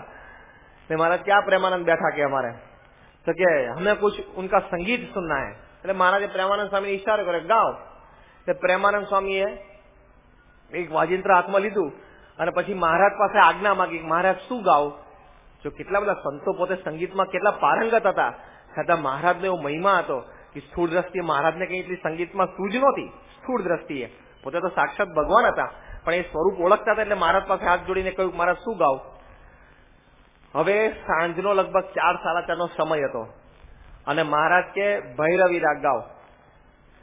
એ સવારનો રાગ હોય ને, ભૈરવ રાગ સવારનો હોય, અર્લી મોર્નિંગ, પરોઢિયાનો હોય. એટલે બધા આ ગ્વાલિયરના બધા મુસ્લિમ ગવૈયાઓ એકબીજા સામે જોવા માંડ્યા. સારું, આ તો અને બ્રાહ્મણ સાહેબ શરૂ કર્યું બધું, તાનપુરવાન બધો મેળ્યો ને તાર મેળ્યો ને, એટલે એક બાજુ જોવા માંડે એકબીજા સામે કે આ ગાનારે મૂરખ, આજ્ઞા કરનારે મૂરખ, કોઈને સંગીતનું ભાન છે કે નહીં? આ સાંજે 4 વાગે કઈ ભૈરવ રાગ ના ગવાય? સાંજે 4 વાગ્યાના રાગ બીજા જુદા હોય? પણ કે વાંધો નહીં, થવા તો દો. એટલે પછી પ્રેમાનંદ સ્વામીએ જ્યાં ભૈરવ રાગ શરૂ કર્યો અને 10, 15, 25 મિનિટ ગઈ ત્યાં તો વાતાવરણમાં પલટો આવવા માંડ્યો. અને પક્ષીઓ જેમ સવારના પોરમાં કિલ્લોલ કરવા માંડે એમ પક્ષીઓનો બધો કિલ્લોલ શરૂ થઈ ગયો. આજુબાજુના જે નજીક ઘર હતા મંદિરની આજુબાજુ, એની ભેંસો બધી ભાંભરવા માંડી અને સીમ તરફ ચાલવા માંડી. સવારના પોરમાં એને સીમ તરફ ચાલવાનો ક્રમ હોય અને સાંજે સંધ્યા ઢળે એટલે સીમમાંથી પાછે ઘરે આવવાનો ક્રમ હોય. તો સીમ તરફ ભેંસો ચાલવા માંડી, ગાયો બધી ભાંભરવા માંડી, વાતાવરણ ફરી ગયું અને પક્ષીઓ બધા ઉડાઉડ કરવા માંડ્યા. એટલે બધા તો આમ ગ્વાલિયરના ગવૈયા ખુશ થઈ ગયા, સુભાન અલ્લાહ સુભાન અલ્લાહ કરતા ઉભા થઈ ગયા પોતાના સ્થાને. કે અત્યાર સુધી તો અમે એવું સાંભળ્યું છે કે પોર પ્રમાણે રાગ ગવાય, પણ સ્વામિનારાયણના ફકીરે તો રાગ પ્રમાણે પોર બેહાડી દીધો. કે સ્વામિનારાયણનો ફકીર ખરો છે કે પ્રેમાનંદ કે આ તો પોર પ્રમાણે રાગની વાતો અમે તો જોતા હતા, પણ આ તો સ્વામિનારાયણના ફકીરે તો રાગ પ્રમાણે પોર બેહાડી દીધો. કે સાંજનો પોર હતો અને સવારનો રાગ ગાય તો સવારનો પોર બેસાડી દીધો. કે કેવું સંગીત પ્રેમાનંદ સ્વામીનું હશે. એટલે આવા સંતો શ્રીજી મહારાજ પાસે હતા. દેખાય સામાન્ય, બિચારા 2 કપડા પહેરીને ફરતા હોય, મહારાજ આજ્ઞા કરે જાઓ 6 મહિના ફરો, એટલે ગામડે બિચારા બધા વિચરણ કરતા હોય. પણ ઘણા બધા ખૂબ હાઈલી ટેલેન્ટેડ, ખૂબ ઇન્ટેલિજન્ટ હતા. એમ આજે પણ આપણને બધા 800 સંતો તમને દેખાય છે, એ અમુક તો બધા બધું સામાન્ય બધા દેખાય, પણ ઘણા સંતો બહુ જ બુદ્ધિશાળી છે, બહુ જ હોશિયાર છે. અને ઘણા બધા સંતોને તો બહારના ઘણા બધા પ્રતિષ્ઠિત મહાનુભાવો આમ ઝૂકી જાય છે કે એટલી બુદ્ધિમત્તા છે, એમની આવડત છે. 1991માં પ્રમુખ સ્વામી મહારાજ મુંબઈમાં હતા અને એ વખતે ભારત સરકારે કલ્યાણજી આનંદજી માટે પદ્મશ્રી એવોર્ડ જાહેર કર્યો. એકાદ મહિના પછી રાષ્ટ્રપતિ ભવનમાં એનું સેરેમની હતું અને કલ્યાણજી આનંદજી બંનેને ત્યાં બોલાવેલા રાષ્ટ્રપતિએ. એ બંને જણાને બાપા પ્રત્યે ખૂબ ભાવ, એટલે સ્વામીને મળવા માટે મુંબઈ મંદિરે આવ્યા અને બાપાને વાત કરી કે સ્વામી, હજી આજ સવારે જ રાષ્ટ્રપતિ ભવનમાંથી એનાઉન્સમેન્ટ થયું અને અમને બંને જણાને પદ્મશ્રી એ એનાયત ભારત સરકાર કરશે, એટલે આપના દર્શન કરવાના આશીર્વાદ લેવા માટે આવ્યા છીએ. કે અમને તો હંમેશા અમારી માતા શીખવાડતા કે મોટા સંતના આશીર્વાદથી જ જીવનમાં બધી પ્રગતિ થાય છે, એવું અમારી માતા અમને કાયમ અમને કહેતી. એટલે આપના આશીર્વાદ લેવા માટે અમે આવ્યા છીએ. પણ અમારી એક વિનંતી છે કે આવો એક સારો પ્રસંગ અમારા જીવનમાં આ મોટામાં મોટી વાત બની છે, તો આપ અમારા ઘરે પધારો. આમે ઘણા વખતથી અમારું નિમંત્રણ છે ને બાકી છે આવવાનું, તો આપ આવો. એ બંને ભાઈઓની એટલે બંને જણાની ખૂબ લાગણી હતી, એટલે સ્વામી એમને ત્યાં પધરામણીએ ગયેલા 1991ની સાલમાં. અને કલ્યાણજી આનંદજીએ તો આખી ફિલ્મ ઇન્ડસ્ટ્રીને ભેગી કરી દીધેલી. આખું બોલિવૂડ એમના ઘરે હાજર હતું. કેટલાય ડિરેક્ટર્સ, પ્રોડ્યુસર્સ, એક્ટર્સ, એક્ટ્રેસીસ, કેટલા બધા પાછળ બેકયાર્ડમાં બગીચામાં બેઠેલા. અને સ્વામી ત્યાં પધરામણી કરીને સ્વામીને વાત કરી, સ્વામી આ સભા છે. પાછળ જઈને જોયું તો 100-150 બધા બોલિવૂડનું ક્રીમ એ બધું ત્યાં હાજર હતું. અને બધાને કલ્યાણજીએ ઓળખાણ કરાવી કે આ પ્રમુખ સ્વામી મહારાજ અમારા ગુજરાતના બહુ મહાન સંત છે. અને બધી વાતો કરી કે આવું અક્ષરધામ ગાંધીનગરમાં એ બાંધી રહ્યા છે, આવા ઉત્સવો ઉજવ્યા, આવા યુવાનો બાળકો બધા એમના સંસ્કારિત સમાજ છે, એ બધી વાતો કરી. અને પછી વિવેક સાગર સ્વામીએ હિન્દીમાં પ્રવચન કર્યું. પછી સ્વામીને આશીર્વાદ આપવાના હતા અને આશીર્વાદમાં હમણાં જે આપણે આ ગ્વાલિયરના ગવૈયાનો પ્રસંગ સાંભળ્યો ને, એ પ્રસંગ આખો સ્વામીએ શરૂ કર્યો આશીર્વાદમાં. કે અમારા મહારાજના વખતમાં પ્રેમાનંદ સ્વામી આવું કીર્તન ગાતા અને ગ્વાલિયરના ગવૈયાઓ બધા પ્રેમાનંદ સ્વામીનું સંગીત સાંભળીને આમ સુભાન અલ્લાહ થઈ ગયા. અને આ કથા સ્વામી કરતા હતા. ચાલુ પ્રવચને સ્વામી કે અમારા યોગીચરણ છે એ પ્રેમાનંદ જેવું ગાય છે, યોગીચરણ એક કીર્તન ગાવ કે ચાલુ કથા. સ્વામી કે યોગીચરણ અમારે પ્રેમાનંદ જેવું ગાય છે, કે યોગીચરણ એક કીર્તન ગાવ કે. હવે ત્યાં તાત્કાલિક યોગીચરણ સ્વામીને તો બધું હાર્મોનિયમ ક્યાંથી લાવું, પેલું કાંઈ તો ત્યાંથી એક હાર્મોનિયમ પડેલું અંદરથી લઈ આવ્યા અને સાવ નીચે બાજુમાં બગીચામાં બેઠેલા ત્યાંથી યોગીચરણ સ્વામીએ સંત પરમ હિતકારી જગતમાં સંત પરમ હિતકારી કીર્તન ગાયું. અને હજી બીજી કડી પતી અને કલ્યાણજી ઉભા થઈ ગયા સભામાંથી. અને ઉભા થઈને બોલ્યા કે વાહ સ્વામી વાહ, આવો રાગ તો મેં ભાગ્યે જ કોઈક જગ્યાએ જોયો હશે, સાંભળ્યો હશે. અને પછી બાપાને ભર સભામાં એમણે કીધું કે સ્વામી, આ યોગીચરણ સ્વામીનો જેવો અવાજ છે એવો અવાજ જો બોલિવૂડમાં કોઈની પાસે હોય ને તો દર વર્ષે કરોડ રૂપિયા કમાય. આવું કલ્યાણજી એમના બંગલે એ પ્રમુખ સ્વામી મહારાજને એમણે આ વાત કરેલી કે આવો અવાજ જો બોલિવૂડમાં હોય તો વર્ષે કરોડ રૂપિયા એ કમાય. અહીંયા આપણે યોગીચરણ સ્વામી બિચારા એક ખભે દાતરીઓ નાખીને કેમેરાથી ફોટા પાડતા હોય છે ને આપણને મહિમા નથી, આપણને માટા મારતા હોય, સભા જઈને બેસી જતા હોય. પણ આવા બધા સંતો છે. એટલે આ તો આપણે એક કે બે પ્રસંગો જોઈએ છે, પણ મહારાજના વખતમાં જેમ સર્વ ગુણે સંપન્ન આલોક અને પરલોકના બધા જ ગુણ એવો એક સંત સમાજ મહારાજ પાસે હતો, એમ આજે પણ એવો એક સંત સમાજ છે જે પ્રમુખ સ્વામી મહારાજ પાસે કે આલોક પરલોકના બધા ગુણે યુક્ત છે. તો જેવા શ્રીજી મહારાજ હતા એવા જ આજે પ્રમુખ સ્વામી મહારાજ આપણને દેખાય છે. એનું કારણ એક આ પાસું પણ ખરું કે મહારાજના વખતમાં સંત સમાજ હતો એવો જ પ્રમુખ સ્વામી મહારાજના સાનિધ્યમાં પણ આજે આપણને દેખાય છે. બીજું એક દ્રષ્ટિકોણ એ પણ છે કે શ્રીજી મહારાજની મૂર્તિનું જેવું ચુંબકીય આકર્ષણ હતું, મેગ્નેટિક એટ્રેક્શન હતું, એકવાર શ્રીજી મહારાજને કોઈ જોવે એ શ્રીજી મહારાજને ભૂલી શકતા નહીં. એકવાર મહારાજની આંખમાં આંખ નાખીને કોઈ વાત કરે એ શ્રીજી મહારાજની મરમાળી મૂર્તિ એને પોતે ભૂલી શકતા નહીં. એકવાર શ્રીજી મહારાજનો કોઈ એને સ્પર્શ લીધો હોય, મહારાજે માથે હાથ મૂક્યો હોય અથવા શ્રીજી મહારાજનો ચરણ સ્પર્શ કર્યો હોય, એ સ્પર્શને કોઈ ભૂલી શકતું નહીં. એમ આજે પણ પ્રમુખ સ્વામી મહારાજની મૂર્તિમાં એવું દૈવત છે. પ્રમુખ સ્વામી મહારાજની મૂર્તિનું પણ એટલું ચુંબકીય આકર્ષણ છે, મેગ્નેટિક એટ્રેક્શન, કે એકવાર કોઈ પ્રમુખ સ્વામી મહારાજને નજીકથી મળે, એકવાર એમની આંખમાં આંખ નાખીને વાત કરે, એકવાર પ્રમુખ સ્વામી મહારાજનો સ્પર્શ થાય, એ જિંદગીમાં કોઈ દિવસ પ્રમુખ સ્વામીને ભૂલી શકતા નથી. એટલે મહારાજની મૂર્તિનું જેવું આકર્ષણ હતું એમની હયાતીમાં, એવું આજે પ્રમુખ સ્વામી મહારાજનું સાક્ષાત આકર્ષણ આજે આપણને વ્યાપક સમાજમાં, દેશમાં અને પરદેશમાં, નાના માણસથી માંડીને મોટા માણસ સુધી, ગરીબથી માંડીને તવંગર સુધી, અભણથી માંડીને ભણેલા સુધી આપણને દેખાય છે. એટલે એક એવું પાસું છે એની પરથી ખબર પડે કે શ્રીજી મહારાજ સાક્ષાત એમનામાં રહ્યા છે. નહીં તો ભગવાનની મૂર્તિ જયારે પૃથ્વી ઉપર પ્રગટ હોય અને એનું જેવું આકર્ષણ સમાજમાં દેખાય એવું બીજા કોઈનું હોય નહીં. પણ પ્રમુખ સ્વામી મહારાજનું આજે આપણને એવું દેખાય છે. શ્રીજી મહારાજ એક વખત ગઢડા ગામમાં બિરાજમાન હતા અને ત્યાં ધાંગધ્રા ગામનો એક બ્રાહ્મણ ભવાની શંકર બહુ ભણેલો હતો, વિદ્વાન હતો, એ ત્યાં વળી આવી ચડ્યો. હવે પ્રસંગ એવો બનેલો કે ભવાની શંકરના દીકરીના લગ્ન હતા, એટલે ભાવનગરે ઘરેણા ખરીદવા માટે જતા હતા, ખરીદી કરવા માટે. અને એમને જયારે ધાંગધ્રા ગામના પાદરમાંથી પસાર થતા હતા ત્યારે કોઈ પટેલ ખેડૂત સત્સંગી એમને મળી ગયા અને એક ગામમાં, નાના ગામમાં બધા ભેગા રહેતા એટલે ઓળખતા હોય. એટલે કે ભવાની શંકર ક્યાં ચાલ્યા? એટલે કે ભાવનગર આ દીકરીનું લગ્ન છે તો ખરીદી કરવા જઉં છું. તો કે તમે ભાવનગર જાઓ છો તો વચ્ચે ગઢડે શ્રીજી મહારાજ, અમારા ઈષ્ટદેવ ભગવાન સ્વામિનારાયણ છે, એને અમારા જયસ્વાણ કહેતા જજો. કે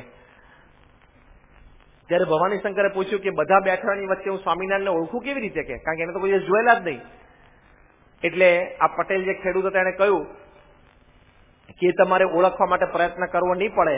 જેમ 1000 તારા ઉગ્યા હોય પણ વચ્ચે એક ચંદ્ર જુદો તરી આવે છે, એમ 1000 માણસની વચ્ચે સ્વામિનારાયણ ઉભા હશે તો એ સ્વામિનારાયણ પરખાઈ જશે. પણ અમારા વતી દર્શન દંડવત કરજો અને અમારા સગડા ધાંગધ્રા ગામના બધા હરિભક્તોના જય સ્વામિનારાયણ મહારાજને પાઠવજો. એટલે કે ભવાની શંકરે કીધું ભલે. અને ભવાની શંકર તો ચાલ્યો અને મનમાં એમ કે આ સ્વામિનારાયણના લોકો આટલા વખાણ કરે છે અને સ્વામિનારાયણની મૂર્તિનું આટલું આકર્ષણ છે, એ જોવા તો દે સ્વામિનારાયણ કેવા લાગે છે. એટલે એમ મનમાં ચિંતન કરતો કરતો તો ગઢડા ગામ પહોંચ્યો અને ત્યાં કોઈને પૂછ્યું સ્વામિનારાયણ ક્યાં? તો કે એ બેઠા દાદા ખાચરના દરબારમાં, જાઓ કે છે. ભવાની શંકર તો ત્યાં અહીં ચડ્યા અને તે વખતે શ્રીજી મહારાજ ત્યાં દાદા ખાચરના દરબારમાં ત્યાં ચોકમાં સભા કરીને બેઠેલા અને મહારાજ કથા વાર્તા કરતા હતા. અને આમ સભાની પાછળ ત્યાંથી ભવાની શંકર આવ્યા અને આમ જોઈ રહ્યા શ્રીજી મહારાજની મૂર્તિ સામું. અને મહારાજને આમ જોઈ રહ્યા, તેની આંખ પોળી થઈ ગઈ, પલકારો મારી ના શકે, મોઢું પોળું થઈ ગયું, જીભ બહાર નીકળી ગઈ અને આમ જોઈ જ રહ્યા મહારાજની સામે. અને મહારાજ તો પોતે અંતર્યામી, સભામાં વાત કરતા કરતા 2-4 વખત એમની સામું પણ આમ જોયું. અને ભવાની શંકર તો મહારાજની મૂર્તિ જોઈ અને એટલા બધા આકર્ષાઈ ગયા અને અંતરથી શબ્દો નીકળી ગયા, સ્વામિનારાયણ રૂપાળા બહુ. અંતરથી શબ્દો નીકળી ગયા, સ્વામિનારાયણ રૂપાળા બહુ છે કે. અને પછી એને તો મોડું થતું એટલે ત્યાંથી આમ નમસ્કાર કરીને નીકળી ગયો. પણ રસ્તામાં ભાવનગર જતા જતા મનમાં બોલે, સ્વામિનારાયણ રૂપાળા બહુ, સ્વામિનારાયણ રૂપાળા બહુ. તે ભાવનગર જઈને ખરીદી કરીને પાછો ધાંગધ્રા પહોંચ્યો ને તો ઘરમાં બોલે, દિવસમાં 25 વખત બોલે, અમથા બેઠા બેઠા, ખાતા ખાતા, સુતા સુતા, નાતા નાતા બોલે, સ્વામિનારાયણ રૂપાળા બહુ, સ્વામિનારાયણ રૂપાળા બહુ. કારણ કે પેલી મૂર્તિ ઘૂસી ગઈ હતી અંતરમાં. સ્વામિનારાયણનું મુખારવિંદ યાદ આવે છે, સ્વામિનારાયણ રૂપાળા બહુ. તેના પત્ની, એના દીકરા દીકરી બધા પૂછે કે શું બોલો છો તમે? સ્વામિનારાયણ રૂપાળા બહુ કે, સ્વામિનારાયણ રૂપાળા બહુ. એને ચોંટી ગયું બરોબર મનમાં. અને પછી તો ગામમાં કોક મળે ને એને વાત કરે, સ્વામિનારાયણ જોવા જેવા છે કે, સ્વામિનારાયણ રૂપાળા બહુ કે. સત્સંગી કરતા એને તો બરાબર મૂર્તિ ચોંટી ગયેલી. તો જે મળે ને એને વાત કરે. લગ્નના દિવસે એના વેવાઈને વાત કરી, સ્વામિનારાયણ જોવા જેવા છે, સ્વામિનારાયણ રૂપાળા બહુ કે. અને પછી વર્ષો બધા વીતી ગયા. આ બાજુ મહારાજ પણ ધામમાં પધારી ગયા, એને પણ વર્ષો થઈ ગયા. ભવાની શંકરની પણ બહુ મોટી ઉંમર થઈ ગઈ, 90 વર્ષની એમની ઉંમર થઈ. અને અંત અવસ્થા એમને આવી, ગંભીર બીમારી આવી અને ખાટલે પડ્યા. પણ રટણ ચાલુ, સ્વામિનારાયણ રૂપાળા બહુ, સ્વામિનારાયણ રૂપાળા બહુ, રટણ ચાલુ થઈ ગયું હતું. અને એમનો અંત સમય આવ્યો અને શ્રીજી મહારાજ માણકી ઘોડી સહિત પધાર્યા. અને આમ જોયું તો કે સ્વામિનારાયણ તમે. અને જે જરિયાની વસ્ત્રો પહેરીને શ્રીજી મહારાજ તે દિવસે સભામાં બેઠેલા પાઘ પહેરીને, એ જ જરિયાની વસ્ત્ર, એ જ પાઘ સાથે શ્રીજી મહારાજ માણકી ઘોડી ઉપર પધાર્યા. અને મહારાજ કે ભવાની શંકર ચાલો. તો કે ક્યાં? અમારા ધામમાં. કે સ્વામિનારાયણ તમારું ધામ કયું? કે જો સત્સંગી જ નતા અને બીજી કઈ ખબર જ નહોતી કે સ્વામિનારાયણ તમારું ધામ કયું? તો કે અમારું ધામ અક્ષરધામ, સર્વેથી પર છે, ચાલો અમે તમને લેવા આવ્યા. પણ કે હું તો તમારો સત્સંગી નથી, કે મેં તો તમારી કંઠી નથી પહેરી, તમારો કોઈ નિયમે નથી પાડ્યા. મહારાજ કે ભલે, પણ તમે આખી જિંદગી અમારું રટણ કર્યું છે ને. હા હો, તમે રૂપાળા બહુ કે. મહારાજ કે ચલો ત્યારે લઈ ગયા મહારાજ એને અક્ષરધામમાં. કારણ કે આખી જિંદગી એને મહારાજની મૂર્તિનું રટણ થયેલું. સત્સંગી નહીં, કંઠી નથી પહેરી, કોઈ નિયમ વિશે સ્વામિનારાયણ નતા પાડતા. કદાચ બ્રાહ્મણ હશે, કદાચ થોડાક સાત્વિક હશે અને વિદ્વાન હશે, પણ બીજી કોઈ વાત નહીં. મહારાજ કે પણ અમારી મૂર્તિનું ચિંતન તમે આખી જિંદગી કર્યું છે અને પેલું શું બોલો છો કે સ્વામિનારાયણ રૂપાળા બહુ. મહારાજ કે ચાલ ત્યારે. અને પછી મહારાજ એમને ધામમાં લઈ ગયા. પણ એક વાર શ્રીજી મહારાજનું મુખારવિંદ જોયું, એ ભવાની શંકર ભૂલી શક્યા નહીં. એમ પ્રમુખ સ્વામી મહારાજ 1994 સાલમાં દિલ્હીમાં હતા અને ત્યાં આપણા પ્રથમ મંદિરની પ્રતિષ્ઠા વિધિ થયેલી ગુજરાત વિહારમાં. પ્રતિષ્ઠાના બીજે જ દિવસે એક મહાનુભાવોની સભા થયેલી. એમાં લગભગ 400 જેટલા પ્રતિષ્ઠિત મહાનુભાવો, બધા બિઝનેસમેન, અમુક પોલિટિશિયન્સ ને અમુક બધા અધિકારીઓ બધા આવેલા. અને તે વખતે વિવેક સાગર સ્વામી હિન્દીમાં પ્રવચન કર્યું. સ્વામી પણ હિન્દીમાં બોલ્યા. આ પ્રમુખ સ્વામી મહારાજ હિન્દીમાં બોલે છે એટલે ઘણી વખત આપણને ખબર છે ને કેવું બોલે છે. આખું વાક્ય ગુજરાતી બોલે પછી કે હે, પાછળ છેલ્લું હે અડાડ દે. અને ઘણી વખત આમ 5-7 વાક્ય સળંગ એકદમ સરસ બોલી જાય છે, એકદમ ફાઇન હિન્દી બોલી જાય છે અમુક વખતે 2-5 વાક્ય સુધી. પણ પાછું ખબર પડી જાય કે પાછું બોરસદી હિન્દી આવે પાછું. એટલે આમ સાહજિક 15-20 મિનિટ સુધી હિન્દીમાં બધો પ્રવચન કરવાનું. સંતોએ તો પાછળથી આ પ્રવચન ઉપર બધી બહુ ટીકા ટિપ્પણ ચાલે ને બધા બહુ આનંદ લીધેલો. સ્વામી આ વાક્ય આમ બોલે ને આમ બોલે, બધી વાતો ચાલેલી. એટલે આમ સાવ સામાન્ય, કોઈ એવું પ્રભાવશાળી પ્રવચન પણ નહીં. તે વખતે સભામાં ઇન્કમટેક્સ ટ્રિબ્યુનલ ઓફ ઇન્ડિયાના ચેરમેન મિસ્ટર કૃષ્ણમૂર્તિ એ પોતે સભામાં બેઠેલા. એકદમ ધારીને સ્વામીનું પ્રવચન સાંભળતા હતા. પોતે બહુ સાત્વિક વ્યક્તિ. એમને વ્યક્તિગત દર્શન વખતે બધા સંતો જે મહાનુભાવને ઓળખતા હતા એનો પરિચય બાપા સાથે કરાવતા હતા. એટલે પુરુષોત્તમ ચરણ સ્વામીનો પરિચય કરાવડાયો કે આ કૃષ્ણમૂર્તિ ઇન્કમટેક્સ ટ્રિબ્યુનલના ચેરમેન છે. એટલે બહુ જ મોટી પોસ્ટ કહેવાય, જબરજસ્ત મોટી પોસ્ટ કહેવાય, તાકાત પણ એટલી કહેવાય. ભારતમાં 4 કે 5 જ પોસ્ટ એવી છે કે જેમાં પ્રધાનમંત્રી પોતે સિલેક્શન કરે કે આ વ્યક્તિને આ પોસ્ટ ઉપર બેસાડવો છે. ઇલેક્શન નથી એ પોસ્ટમાં. જેમ એકાઉન્ટન્ટ જનરલ ઓફ ઇન્ડિયા, પછી બીજી એક આવી પોસ્ટ છે કે chief justice of the supreme court. એ બધામાં ઇલેક્શન ના હોય, સિનિયોરિટીને બધું કન્સિડર થતું હોય, પણ બહુ સિલેક્ટેડ વ્યક્તિઓ ત્યાં પહોંચી શકે. એમ આ પણ બહુ મોટી પોસ્ટ છે. આખા ભારતના બધા જ ઇન્કમટેક્સના હેડ. અહીં સામાન્ય ઇન્કમટેક્સ કમિશનર હોય છે, એની કેટલી સત્તા હોય છે. એક ઇન્કમટેક્સ કમિશનર સુરતનો હોય, જો ધારે તો બધાને આખું સુરત માથે લઈ લે મહિનામાં. તો એના જેવા તો 500 જણા રોજ સવારે આને સલામ ભરે. સુરતના ઇન્કમટેક્સ કમિશનર હોય ને એના જેવા 500 લાઈનમાં ઉભા રહે આને મળવા માટે. એટલી મોટી પોસ્ટ. આખા ભારતના ઇન્કમટેક્સ ટ્રિબ્યુનલના ચેરમેન. રોજ ભારતના પ્રધાનમંત્રીને 10 વખત એનું કામ પડે. ભારતના પ્રધાનમંત્રી રોજ સામે જઈને 10 વખત ફોન કરે. એવી આ પોસ્ટ છે, એટલી તાકાતવાળી આ પોસ્ટ છે. પણ કૃષ્ણમૂર્તિ એકદમ પાયસ, એકદમ પવિત્ર વ્યક્તિ. કોઈ દિવસ એને લાંચ લીધી નથી. આ પોસ્ટ 3 વર્ષ માટેની છે. પણ રાજીવ ગાંધીને ગમી ગયેલું એટલે એમને 3 વર્ષ આપેલા. પછી નરસિંહ રાવને ગમી ગયું તો ફરી 3 વર્ષ આપ્યા. પછી અટલ બિહારી વાજપેયીને ગમી ગયું તો ફરી 3 વર્ષ આપેલા. 9 વર્ષ સુધી કૃષ્ણમૂર્તિ એ ભારતના ચેરમેન રહેલા ઇન્કમટેક્સ ટ્રિબ્યુનલના. એટલે બહુ જ આવો મોટા દરજ્જા ઉપર આટલી લાંબા સમય સુધી રહે એટલે એમનું બહુ પ્રતિષ્ઠા, બહુ રિસ્પેક્ટેડ વ્યક્તિ કહેવાય, ડિગ્નિફાઈડ વ્યક્તિ કહેવાય. તો બાપાની વખતે ચરણમાં મળેલા અને એકદમ નજીકથી દર્શન કર્યા, નમસ્કાર કર્યા. પછી 1 વર્ષનો સમય વીતી ગયેલો. 1995ની સાલમાં એક કામ માટે, એ વખતે ચેરમેન હતા જ, બોમ્બે આવેલા અને પ્લેનમાંથી ઉતર્યા. સાથે કોઈ હરિભક્તો બે હશે, કોઈ એકબીજાનો પરિચય નહીં, પણ એરપોર્ટની બહાર નીકળતા ચાલતા ચાલતા બે હરિભક્તો વાત કરતા હશે कि कल सुबह 7:30 बजे दादर मंदिर में चलना है, प्रमुख स्वामी महाराज की प्रातः पूजा है और 7:30 बजे तो पहुंच जाना है. એ વાર્તાલાપ કૃષ્ણમૂર્તિએ સાંભળ્યો કે સવારે 7:30 વાગે પ્રમુખ સ્વામી મહારાજની પૂજા છે અને ત્યાં દર્શન માટે આ લોકો જવાના છે. એટલે કૃષ્ણમૂર્તિ મોટા માણસ, સીધા કોઈની સાથે વાત ના કરે એટલે એના સેક્રેટરીને કીધું કે इनसे बात करो, प्रमुख स्वामी महाराज के बारे में कुछ इन्फॉर्मेशन की बात है. એટલે એમના સેક્રેટરીએ કીધું કે प्रमुख स्वामी महाराज के बारे में आप कुछ बात कर रहे थे. तो पहला 2 जने कीधु कि हाँ हमारे गुरु है प्रमुख स्वामी, यहाँ दादर में हमारा बड़ा मंदिर है, वहाँ सुबह 7:30 बजे प्रातः पूजा के दर्शन होंगे, आते बड़ी बात करी. એટલે એમને કૃષ્ણમૂર્તિને કીધું. કૃષ્ણમૂર્તિએ ફરી કરી એમને પૂછાવડાયું કે એમને પૂછો કે અભી દર્શન हो सकते हैं प्रमुख स्वामी के. તે પૂછ્યું કે અત્યારે દર્શન થશે. તે પહેલી વખત કે હા તમે તમારે જાઓ દાદર મંદિરે કે થઈ જશે દર્શન કે.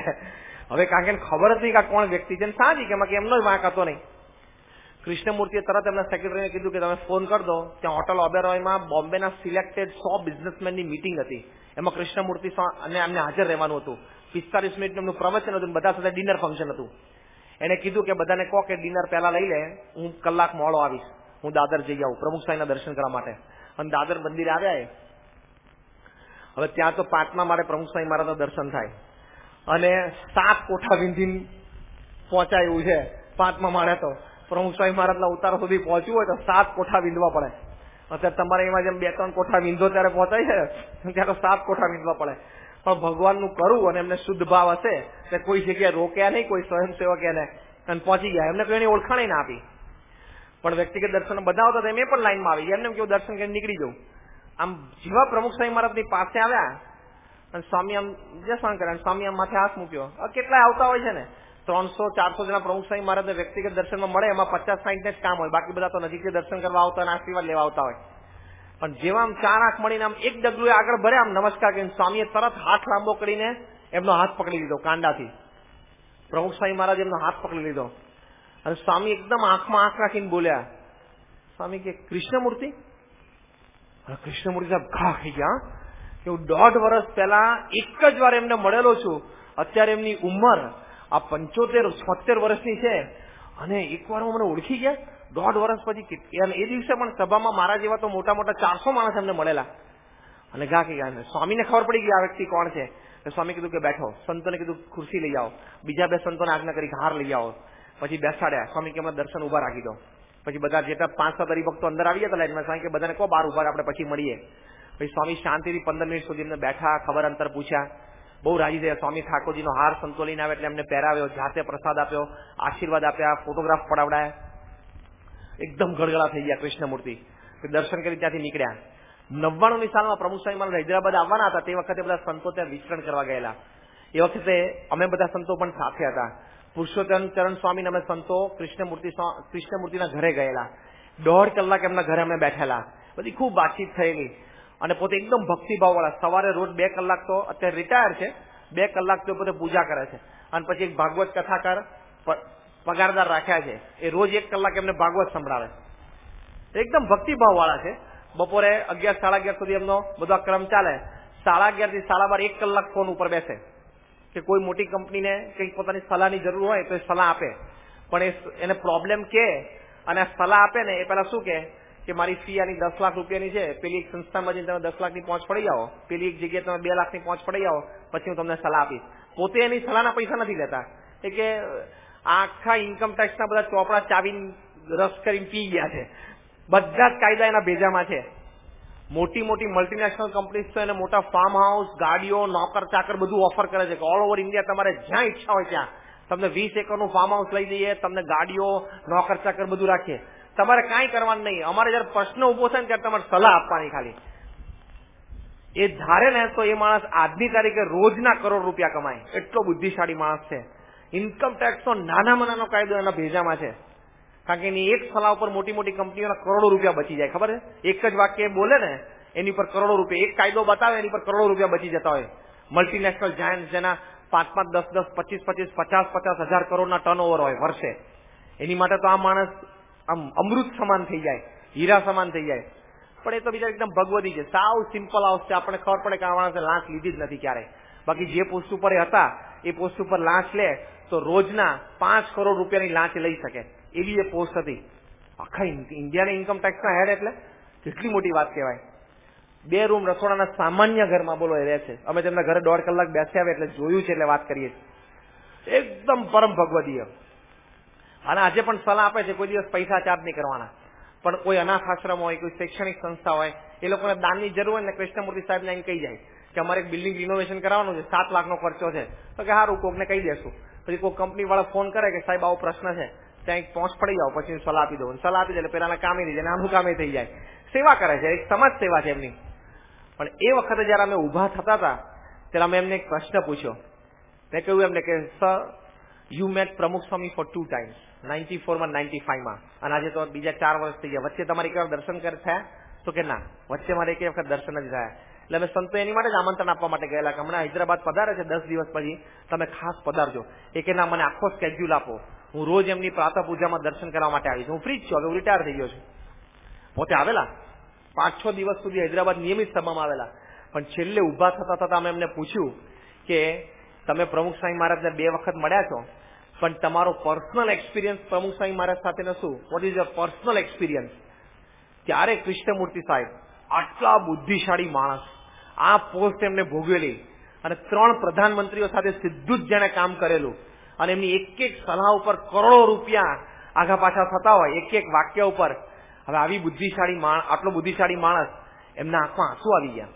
એ કે Swamiji, I don't have words to explain. મારી પાસે એ તમે જે પ્રશ્ન પૂછ્યો ને એનો ઉત્તર કરવા માટે કોઈ શબ્દ નથી. પછી અમે ફરી વખત પૂછ્યું, no, tell us your very personal experience. What do you feel on meeting Pramukh Swami? પ્રમુખ સ્વામી તમે મળો, તમને શું ભાવ થાય છે? ત્યારે બોલ્યા કે પ્રમુખ સ્વામી ફેસ, એમનું મુખારવિંદ, Pramukh Swami face is so pious, you just melt in front of him. કે પ્રમુખ સ્વામીનું મુખારવિંદ એટલું બધું પવિત્ર છે, એટલું બધું સૌમ્ય છે કે તમે જો સામે ઉભા હોય તમે પીગળી જાઓ. એટલે મેં સંતોએ પૂછ્યું, what exactly do you mean by melting down? તમે પીગળી જાવ એટલે તમે એનો શું અર્થ કરો છો? એટલે એને કહ્યું આમ હાથ જોડીને કે આઈ મીન કે આઈ વોન્ટ ટુ સર્વ હિમ. કે હું એવો અર્થ આનાથી સમજ્યો છું કે મારે એમની સેવા કરવી છે. એ જો મને કોઈક આજ્ઞા કરે તો મારે રાજી થઈને એમની સેવા કરવી છે. આટલો ભાવ. પણ એમને કહ્યું કે હું પ્રમુખ સ્વામીનું મુખારવિંદ ભૂલી શક્યો નથી. એમની આંખોમાં જે ભાવ છે, જે પ્રેમ, એવું ભૂલી શક્યો નથી. એમ કહીને પછી એમના ઘર મંદિરમાં અમને લઈ ગયા. એ પોતે તિરુપતિ બાલાજીના ભક્ત છે, એટલે તિરુપતિ બાલાજીની બધી મૂર્તિઓ રાખેલી, વચ્ચોવચ્ચ પ્રમુખ સ્વામી મહારાજની આવડી મોટી મૂર્તિ એમને રાખેલી, અને ખાલી બસ અહીં સુધી, છાતી સુધી ફેસ, અને કે અત્યારે હું નામ સ્મરણ કરું છું ભગવાનનું, પણ મને એમ છે કે આ આંખો એમાં ભગવાન પ્રગટ છે. એટલે જયારે હું નામ સ્મરણ મારા ઈષ્ટદેવનું કરું છું, પણ મૂર્તિ એ પ્રમુખ સ્વામી મહારાજની સામે રાખું છું. હવે આ તો એક ઇતર જ્ઞાતિના, ઇતર ધર્મી વ્યક્તિ અને આટલા બુદ્ધિશાળી વ્યક્તિ, પણ સ્વામી બાપાનું મુખારવિંદ એકવાર નજીકથી જોયું, પીગળી જવા તો લાખો પ્રસંગ છે. Eyes of Pramukh Swami and the face of Pramukh સ્વામી, તો આખી પારાયણ થયું છે. પ્રમુખ સ્વામી મહારાજની આંખો અને એમનું મુખારવિંદ.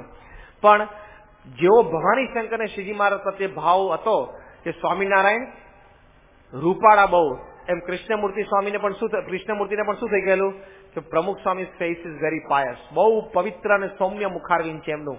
તો આવી રીતે મહારાજના વખતમાં એમની મૂર્તિનું એવું આકર્ષણ હતું કે એકવાર કોઈ એમને જોવે કદાપી એમને ભૂલી શકતા નહીં. એમ આજે પણ પ્રમુખ સ્વામી મહારાજની મૂર્તિનું એવું દૈવત છે કે એકવાર એમને કોઈ જોવે એ ફરી વખત કોઈ વખત એમને ભૂલી શકતા નહીં. શ્રીજી મહારાજની આંખો વિશે એવું લખાયેલું છે કે આંખ્યું પદમની પાન, એની સાથે એની સરખામણી થયેલી છે. રંગીલી રૂપ પેચાડી. એક કીર્તનમાં એવું લખાણું છે, આંખલડીની અણીએ વેંધ્યા આંખલડીની અણીએ. એ મહારાજની આંખો ઉપર આવા બધા કીર્તનો બનેલા છે. એમ પ્રમુખ સ્વામી મહારાજની આંખો ઉપર તો લોકો વારી ગયા છે. મેં કહ્યું ને એમ તો આખી 3 દિવસની પારાયણ થાય એવું છે પ્રમુખ સ્વામી મહારાજની આંખો ઉપર. લોકો આમ વારી ગયા. પ્રમુખ સ્વામી મહારાજ 1984ની સાલમાં લંડન પધારેલા. હવે ત્યાં એક હોલમાં સત્સંગ સભા હતી અને પ્રમુખ સ્વામી મહારાજ આશીર્વાદ આપતા હતા. બહાર પાર્કિંગ લોટમાં બધી ગાડીઓ હરિભક્તોની પડી હોય ત્યાં સ્વયંસેવકો સેવા કરતા હતા અને બાજુમાં એક જીમ હતું.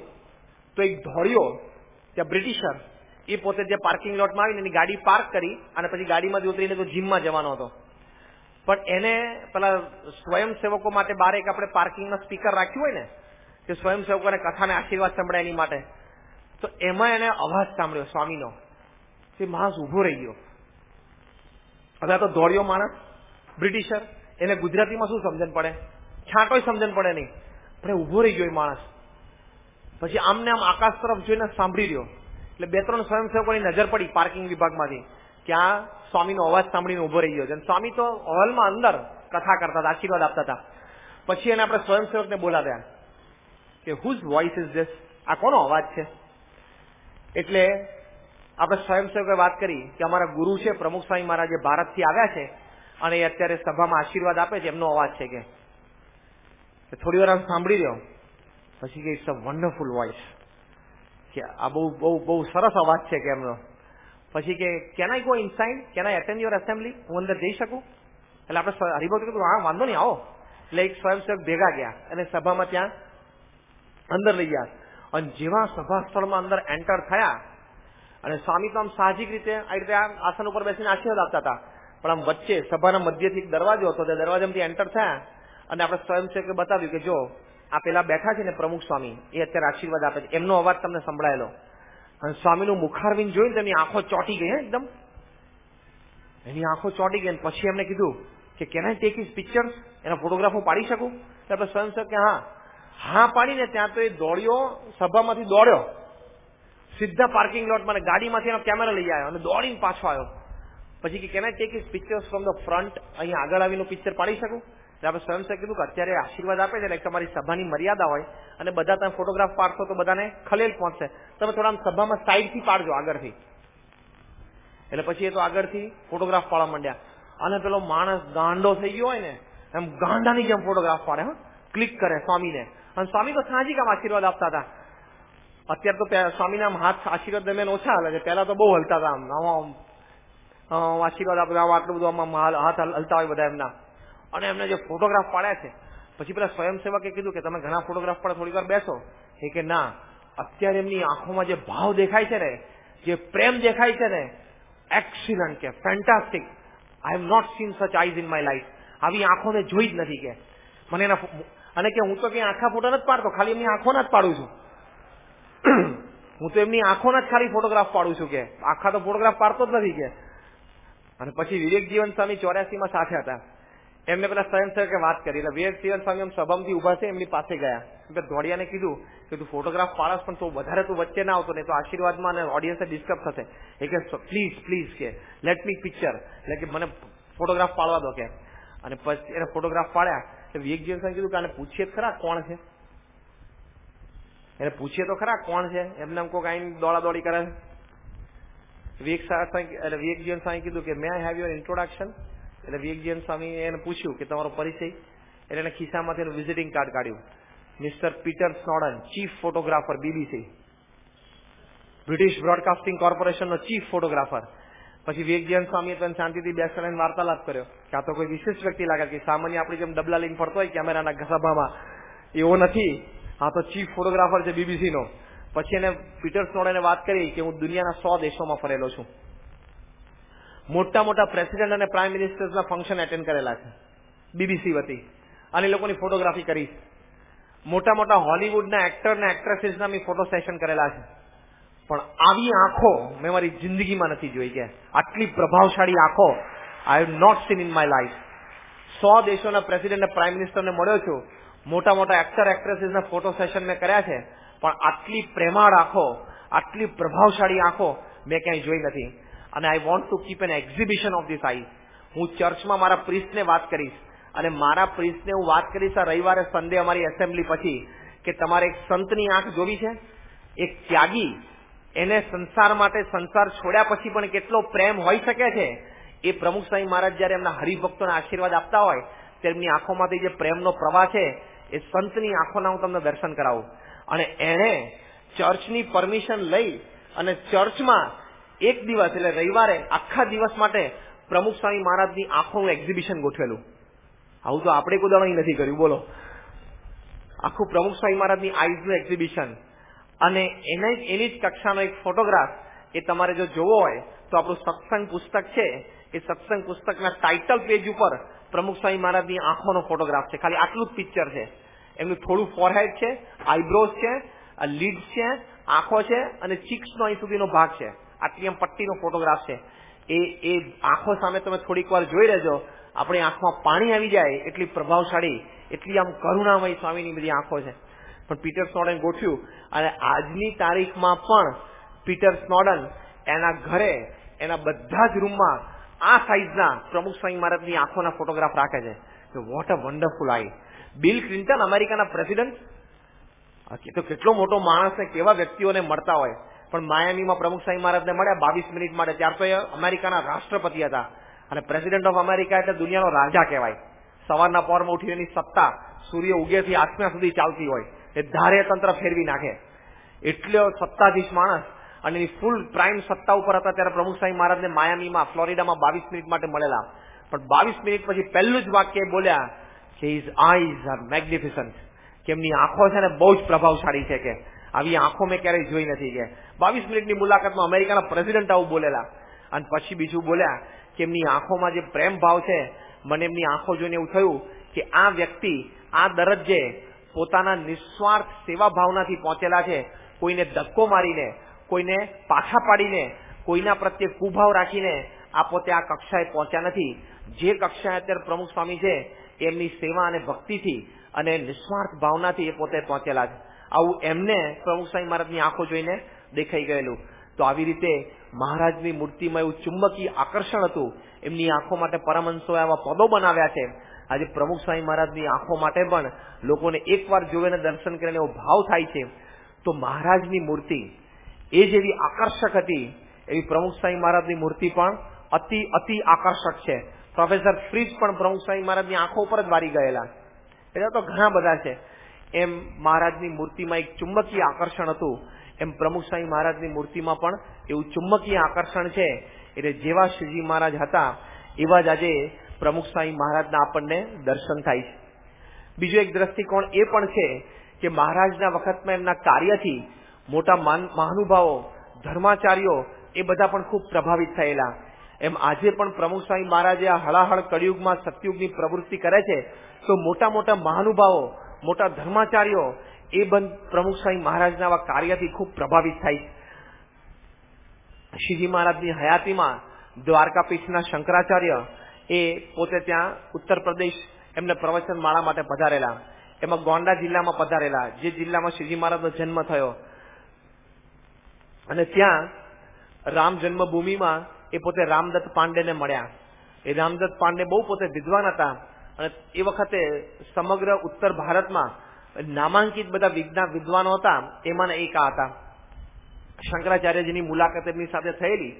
એ વખતે રામદત્ત પાંડે શંકરાચાર્યને પૂછ્યું કે તમારા ગુજરાતમાં અત્યારે સ્વામિનારાયણ છે એનો સંપ્રદાય ચાલે છે, એ તો મૂળ અમારા અહીંયા ઉત્તર પ્રદેશના જ, અમારા ગોંડા જિલ્લાના છપૈયા ગામના જ હતા, કે પણ ત્યાં અત્યારે મોટો સંપ્રદાય ચલાવે છે. અને મેં એવું સાંભળ્યું છે કે અત્યારે તો એ બહુ સતયુગની પ્રવૃત્તિ અત્યારે ત્યાં કરે છે અને એમનો પ્રભાવ પણ બહુ છે, એમની પાસે સંતો પણ ઘણા છે. એ વાત સાચી? એવું રામદત્ત પાંડે આવા વિદ્વાને દ્વારકાપીઠના શંકરાચાર્યને પૂછ્યું. અને મહારાજની હયાતીની વાત આ. ત્યારે દ્વારકાપીઠના શંકરાચાર્યએ શ્રીજી મહારાજનો મહિમા રામદત્ત પાંડેને કીધેલો કે તમે જે વાતો સાંભળી છે બહુ સાચી છે. અત્યારે હળાહળ કળિયુગમાં સ્વામિનારાયણના પ્રતાપથી એ લાખો હરિભક્તો એમના એ બહુ પવિત્રપણે સમાજમાં રહે છે, શાસ્ત્રોનું પઠન કરે છે અને કથા, ભક્તિ અને કીર્તનમાં બહુ રસ લે છે. પછી એમણે વાત કરી કે સ્વામિનારાયણે તો ધન અને સ્ત્રીના ત્યાગી સંતો બનાવ્યા છે. તે નિષ્કામ, નિર્લોભ, નિર્માન, નિસ્વાદ, નિસ્નેહ પંચવર્તમાન રાખીને આ સાધુ ગામડે ગામડે ફરે છે, ઘરે ઘરે ફરે છે અને બધાને એ ભગવાનના માર્ગે દોરે છે, નિર્વ્યસની કરે છે અને વિકારથી પણ રહિત રાખે છે. આટલો મહિમા સંતોનો કયો. અને પછી એમણે વાત કરી કે સ્વામિનારાયણે તો એવી રીત આદરી છે કે પુરુષને ઉપદેશ આપે, સ્ત્રી સ્ત્રીને ઉપદેશ આપે, સાધુ છે એ સભામાં વાત કરે તો આગળ પુરુષ બેઠા હોય, મહિલાઓ બધા મર્યાદા પ્રમાણે પાછળ બેઠા હોય, એવો શુદ્ધપણે પવિત્રપણે સંપ્રદાય સ્વામિનારાયણે ચલાવ્યો છે. તે મોટા આચાર્ય હોય તો આચાર્ય પણ બાઈઓને વાત કરતા નથી, એ પણ પુરુષને વાતો કરે છે. આટલો પવિત્ર સંપ્રદાય, એકાંતિક ધર્મનું પ્રવર્તન અત્યારે સ્વામિનારાયણે ગુજરાતમાં કર્યું છે. આ બધા શબ્દોમાં દ્વારકાપીઠના શંકરાચાર્યએ રામદત્ત પંડેને સ્વામિનારાયણનો મહિમા કહ્યો. તો આવી રીતે મહારાજના કાર્યથી એમની જ હયાતીમાં મોટા મોટા ધર્માચાર્યો હોય, જે પોતે પણ એક મોટો સંપ્રદાય ચલાવતા હોય, પણ એમને મહારાજ પ્રત્યે એવો અનહદ સદભાવ થતો. એમાં જે પ્રમુખ સ્વામી મહારાજ પ્રત્યે પણ મોટા મોટા ધર્માચાર્યો, મોટા મોટા ધર્મ ધુરંધરો, સંપ્રદાયના મહામંડલેશ્વરો એ પણ બધા ડોલી ગયા કે ઓહો, શું પ્રમુખ સ્વામી મહારાજનું પૃથ્વી ઉપરનું અત્યારે કાર્ય છે. સુશીલ કુમારજી તો મોટા જૈન આચાર્ય અને વર્લ્ડ રિલિજન કોંગ્રેસના ફાઉન્ડર પ્રેસિડેન્ટ, બહુ જ વિદ્વાન, અને દેશ પરદેશમાં એમના પ્રવચનોથી એમને ખૂબ ખ્યાતિ મળેલી. પણ પ્રમુખ સ્વામી મહારાજનું કાર્ય એમણે જોયું, આમ મસ્તક ઝૂકી ગયું. 1992માં યોગી શતાબ્દી મહોત્સવમાં આવ્યા અને ત્યાં એમને બ્યુટીફુલ બોર્ડરલેસ વર્લ્ડ એ પ્રદર્શન જોયું. અને પછી ત્યાં બાલનગરીમાં બધા નાના નાના બાળ સેવકો બધી સેવા કરતા હતા, એ રીતે પ્રદર્શન સાચવતા હતા અને બધા મહેમાનોને આગતા સ્વાગતા કરીને બધું સમજાવતા હતા. એ બધું જોયું. એમણે કહ્યું કે એક એક બાલક में मुझे श्रवण, प्रहलाद और ध्रुव के दर्शन होते हैं. એક એક બાળક છે, 700 બાળક છે કે, પણ એમાં મને શ્રવણ, પ્રહલાદ અને ધ્રુવના દર્શન થાય છે. અને પછી એમણે ત્યાં અંગ્રેજીમાં પ્રવચન કરેલું યોગી શતાબ્દી મહોત્સવના મુખ્ય મંચ પરથી. પહેલું જ વાક્ય બોલેલા કે after seeing this festival I am speechless with emotions. એક શબ્દ નથી નીકળતો મારા મોઢામાંથી, ઇમોશનલ થઈ ગયો, એમ ભાવાત્મક થઈ ગયેલો, એકદમ ભાવમાં એ પોતે આવી ગયેલા. અને પછી એક વાક્ય બહુ જબરદસ્ત બોલેલા કે for this world only one પ્રમુખ સ્વામી ઇઝ ઇનફ. આ પૃથ્વી ઉપર એક પ્રમુખ સ્વામી મહારાજ તો બહુ છે કે he will produce thousands of Pramukh Swami and unburden the lord of the world. એક પ્રમુખ સ્વામી આ પૃથ્વી પર 1000 પ્રમુખ સ્વામી પેદા કરશે. એટલે શું કે એવા સારા સંતો અને એવા સારા હરિભક્તો એ પોતે તૈયાર કરશે અને પૃથ્વી પરનું જે પાપ છે એ પ્રમુખ સ્વામી મહારાજ કાઢવા માટે સમર્થ છે, એવું મને એમનામાં દેખાય છે. તો આવા મોટા મોટા ધર્મગુરુઓને પણ પ્રમુખ સ્વામી મહારાજ પ્રત્યે અપાર આદર છે. દિવ્ય જીવન સંઘના ફાઉન્ડર ચેરમેન ચિદાનંદ સ્વામી બહુ જ પોતે પવિત્ર સંત છે, બહુ જ વિદ્વાન છે અને લગભગ અત્યારે તો એમની ઉંમર 90 સુધી પહોંચવા આવી હશે. અત્યારે તો પોતે ઘણા બીમાર છે ને આપણે દિલ્હી અક્ષરધામ મહોત્સવ વખતે પણ પોતે પધારી નહોતા શક્યા. સ્વામી બાપાએ પોતે આમંત્રણ મોકલેલું, પોતે એમની બહુ ઈચ્છા હતી કે પધારે, પણ એમના શિષ્ય સંતોને એમને મોકલેલા. એમના શિષ્ય સંત પેલા IAS ઓફિસર હતા જે સાધુ આવેલા એ. પણ એ ચિદાનંદ સ્વામી એ વર્ષોથી ત્યાં હિમાલયમાં રહે છે, એક જ ટાઈમ ફળાહાર કરે છે. છેલ્લા 40 વર્ષથી લગભગ એમને કંઈ વિશેષ ફળાહારથી કંઈ લીધું નહીં હોય. ગંગાના ઠંડા પાણીમાં સ્નાન કરે છે અને શ્રીમદ ભગવદ્ ગીતા ઉપર જેમનું પ્રભુત્વ છે, અંગ્રેજીમાં એમની જે પ્રવચન માળાઓ થતી હોય ત્યારે એમના આશ્રમમાં સવારે 5 વાગે પિન ડ્રોપ સાયલન્સમાં ફૂલ ઓડિયન્સ, હોલ ફૂલ હોય અને એમનું પ્રવચન શરૂ થાય. 5 ને 1 મિનિટે તમે જાઓ એટલે દરવાજો બંધ. પણ મોટા મોટા IAS ઓફિસર્સ અને પ્રતિષ્ઠિત વ્યક્તિઓ બધા સવારે 5 વાગે ઉઠીને આવી જાય. હમણાં આપણે કીધું હોય કે આ પારાયણમાં કાલે છેલ્લો દિવસ છે, સવારે 4 વાગે પારાયણ શરૂ થવાની છે, તો એ સ્વામી તમે કરજો, બીજું તો ઠીક. પણ પ્રભુચરણ સ્વામી ભેગા આવ્યા છે તો 2 જણા બેસજો કે છે, એવું થઈ જાય. અને હમણાં જો કથા એમ કીધું કે હવે 11માં 5 થઈ જાય ને હજી 15 મિનિટ કથા ચાલશે તો 4 વાર આપણી પલોઠી ફરી જાય અને મગજ ફરે જુદું. ક્યારના કલાક 1.5 કલાકથી બોલ કરે ત્યારે અમે કઈ ના પાડી છે, હવે તો છોડો કે એવું થઈ જાય. સિદ્ધાનંદ સ્વામીને તો સવારે 5 વાગે પ્રવચનમાળા શરૂ થઈ જાય. અને ઇંગ્લિશમાં બોલવું એટલે પ્રવચન સહેલું છે, વાર્તાલાપ સહેલો છે, પણ એક ધર્મ પ્રવચન, એક આધ્યાત્મિક વાતો એ અંગ્રેજીમાં કરવી, એના શબ્દો ભંડોળ મળવા એ જ અઘરા છે. વૈરાગ્યનું અંગ્રેજી કરવું, જ્ઞાનનું અંગ્રેજી કરવું, સ્થિત પ્રજ્ઞતાનું અંગ્રેજી કરવું, એ બધું અઘરું છે. પણ ચિદાનંદ સ્વામી તો એની જે ફ્લુઅન્સી છે, એનો યુઝ ઓફ વર્ડ્સ, એનો જે વર્ડ પાવર છે, જબરજસ્ત છે. એટલે પરદેશથી બધા મોટા મોટા ધોળિયાઓ એમના સમાગમ કરવા માટે આવે છે, એ પણ પરદેશ જતા હોય છે. પણ એમને પ્રમુખ સ્વામી મહારાજ પ્રત્યે જે આદર છે, એમણે બ્રહ્મોપનિષદ પુસ્તકમાં પ્રમુખ સ્વામી મહારાજ માટે લખ્યું છે કે વી રિફર ટુ ભગવાન રામ એઝ મર્યાદા પુરુષોત્તમ. ભગવાન રામને આપણે મર્યાદા પુરુષોત્તમ તરીકે ઓળખીએ છીએ. I think we must refer પ્રમુખ સ્વામી એઝ ધ મર્યાદા પુરુષ ઓફ અવર ટાઈમ્સ. આપણે પ્રમુખ સ્વામી મહારાજને મર્યાદા પુરુષ તરીકે ઓળખીએ છીએ. ભગવાન રામ એ મર્યાદા પુરુષોત્તમ અને પ્રમુખ સ્વામી મહારાજે મર્યાદા પુરુષ એ આપણા સમયના થઈ ગયા. અને આ વાત એ જીવમાંથી એમને લખેલી. એ અંતરથી એ માનતા હતા. એ આપણને ક્યારે ખબર પડી કે એક વખત જયારે બાય કાર એ જયપુરથી અમદાવાદ પધારતા હતા, એમની કારમાં પાછળ રેર સીટમાં એમને એક શિષ્યા એ બેઠા હતા. એમના સંપ્રદાયમાં એ પોતે બહેનો સાથે વાતચીત કરતા હોય છે, સ્પર્શાદિક ન કરતા હોય પણ વાતચીત તો કરતા હોય છે, જે સંપ્રદાયમાં જે નિયમ ચાલતો હોય એ પ્રમાણે. પણ એક આસન ઉપર સાથે પણ ન બેસે એ લોકો. એટલે પાછલી રેર સીટમાં એમના એક શિષ્યા લેડી એ પોતે બેઠેલા. ગુજરાતનું બોર્ડ જોયું ને એમને, ગુજરાત સ્ટેટનું, ગાડી ઉભી રખાવડાવી. ઉભી રખાવીને તરત એમના સેવકે પૂછ્યું કે કેમ સ્વામી કઈ જોઈએ છે? એટલે એમણે એમની શિષ્યા જે હતી પાછળ લેડીએ બેઠેલા એમને કહ્યું કે એસા કરો તુમ પિછલી ગાડીમાં બેઠ જાઓ. એટલે બીજી 2-3 ગાડીઓ બધા એમના સેવકોની સંતોની સાથે તો પાછલી ગાડીમાં બેસાડી દીધા. એટલે એમના સેવક સંતે પૂછ્યું કે કેમ આવું કર્યું તમે? તો કે अब गुजरात शुरू हो गया, प्रमुख स्वामी महाराज की मर्यादा भूमि शुरू हो गई, मेरी गाड़ी में कोई औरत नहीं बैठ सकती. કેટલી બધી એમને બાપા પ્રત્યે કેટલી બધી લાગણી કહેવાય કે ગુજરાતની ભૂમિ શરૂ થઈ ગઈ, આ પ્રમુખ સ્વામી મહારાજની મર્યાદા ભૂમિ શરૂ થઈ ગઈ. એટલે જેમ પ્રમુખ સ્વામી મહારાજની ગાડીમાં કોઈ ન હોય એમ મારી ગાડીમાં પણ કોઈ સ્ત્રી અત્યારે બેસી શકે નહીં. પાછલી ગાડીમાં બેસાડી દીધા. બોલો, આ તો કેટલા વખત પછી એમના સેવકે આપણને પ્રસંગ કહ્યો ત્યારે આપણને ખબર પડી. એટલે એમણે જે બ્રહ્મોપનિષદ પુસ્તકમાં લખ્યું છે બાપા માટે કે we refer to lord Ram as Maryada Purushottam, we must refer પ્રમુખ સ્વામી એઝ ધ મર્યાદા પુરુષ ઓફ અવર ટાઈમ્સ. એ વાત સાચી છે. અને પછી એમને લખ્યું છે કે saints like Pramukh Swami Maharaj are the salt of the earth. Pramukh Swami જેવા સંત છે પૃથ્વીનું સત્વ છે, એ એમણે લખેલું છે. એટલે આવા મોટા મોટા ધર્માચાર્યોને પણ પ્રમુખ સ્વામી મહારાજ પ્રત્યે અપાર આદર છે. એ પ્રમુખ સ્વામી મહારાજનું વર્તન કૃષ્ણશંકર શાસ્ત્રી તો 1000થી વધારે ભાગવત પારાયણો દેશ પ્રદેશમાં કરી હશે, પણ અનેક વખત પોતે કહેતા કે પ્રમુખમાં સ્વામિનારાયણનું મુખ એ આપણને દેખાય છે, એમની વાણીમાં એ સ્વામિનારાયણની વાણી આપણને દેખાય છે. આ બધી વાતો પોતે ઘણી વખત કથામાં પણ કરતા.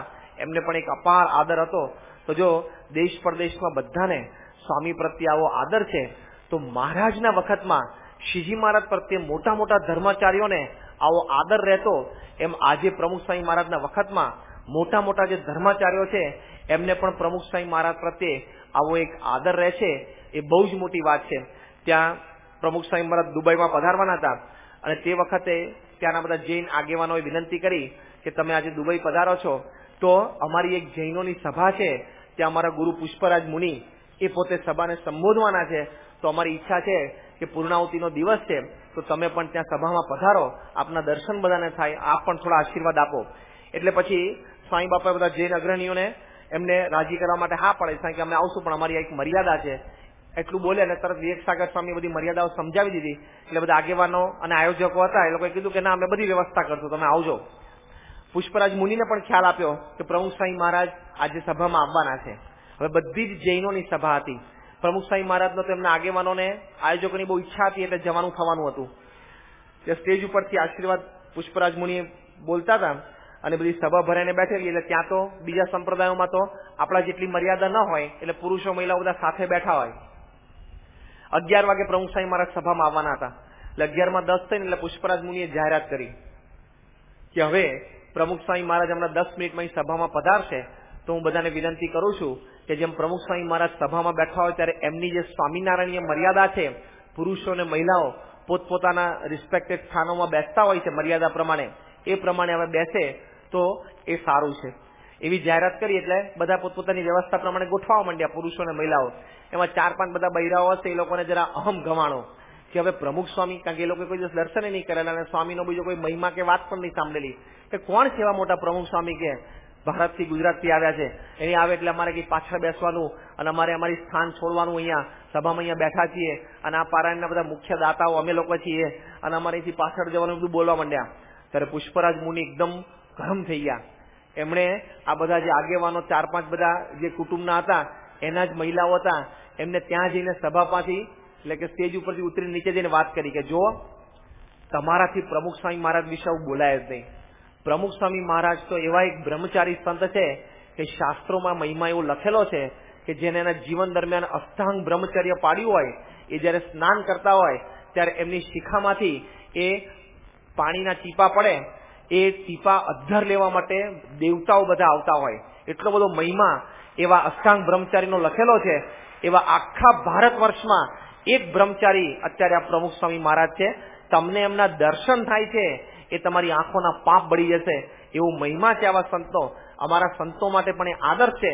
અને પછી એક વાક્ય પુષ્પરાજ મુનિ બોલેલા કે જો મને પૂછવામાં આવે તો દુનિયાભરના બ્રહ્મચારીઓની હું લાઈન લગાડું તો પહેલો નંબર બિન વિવાદાસ્પદ પ્રમુખ સ્વામી મહારાજને મારે આપવો પડે, એવું પુષ્પરાજ મુનિએ ભર સભામાં કીધેલું.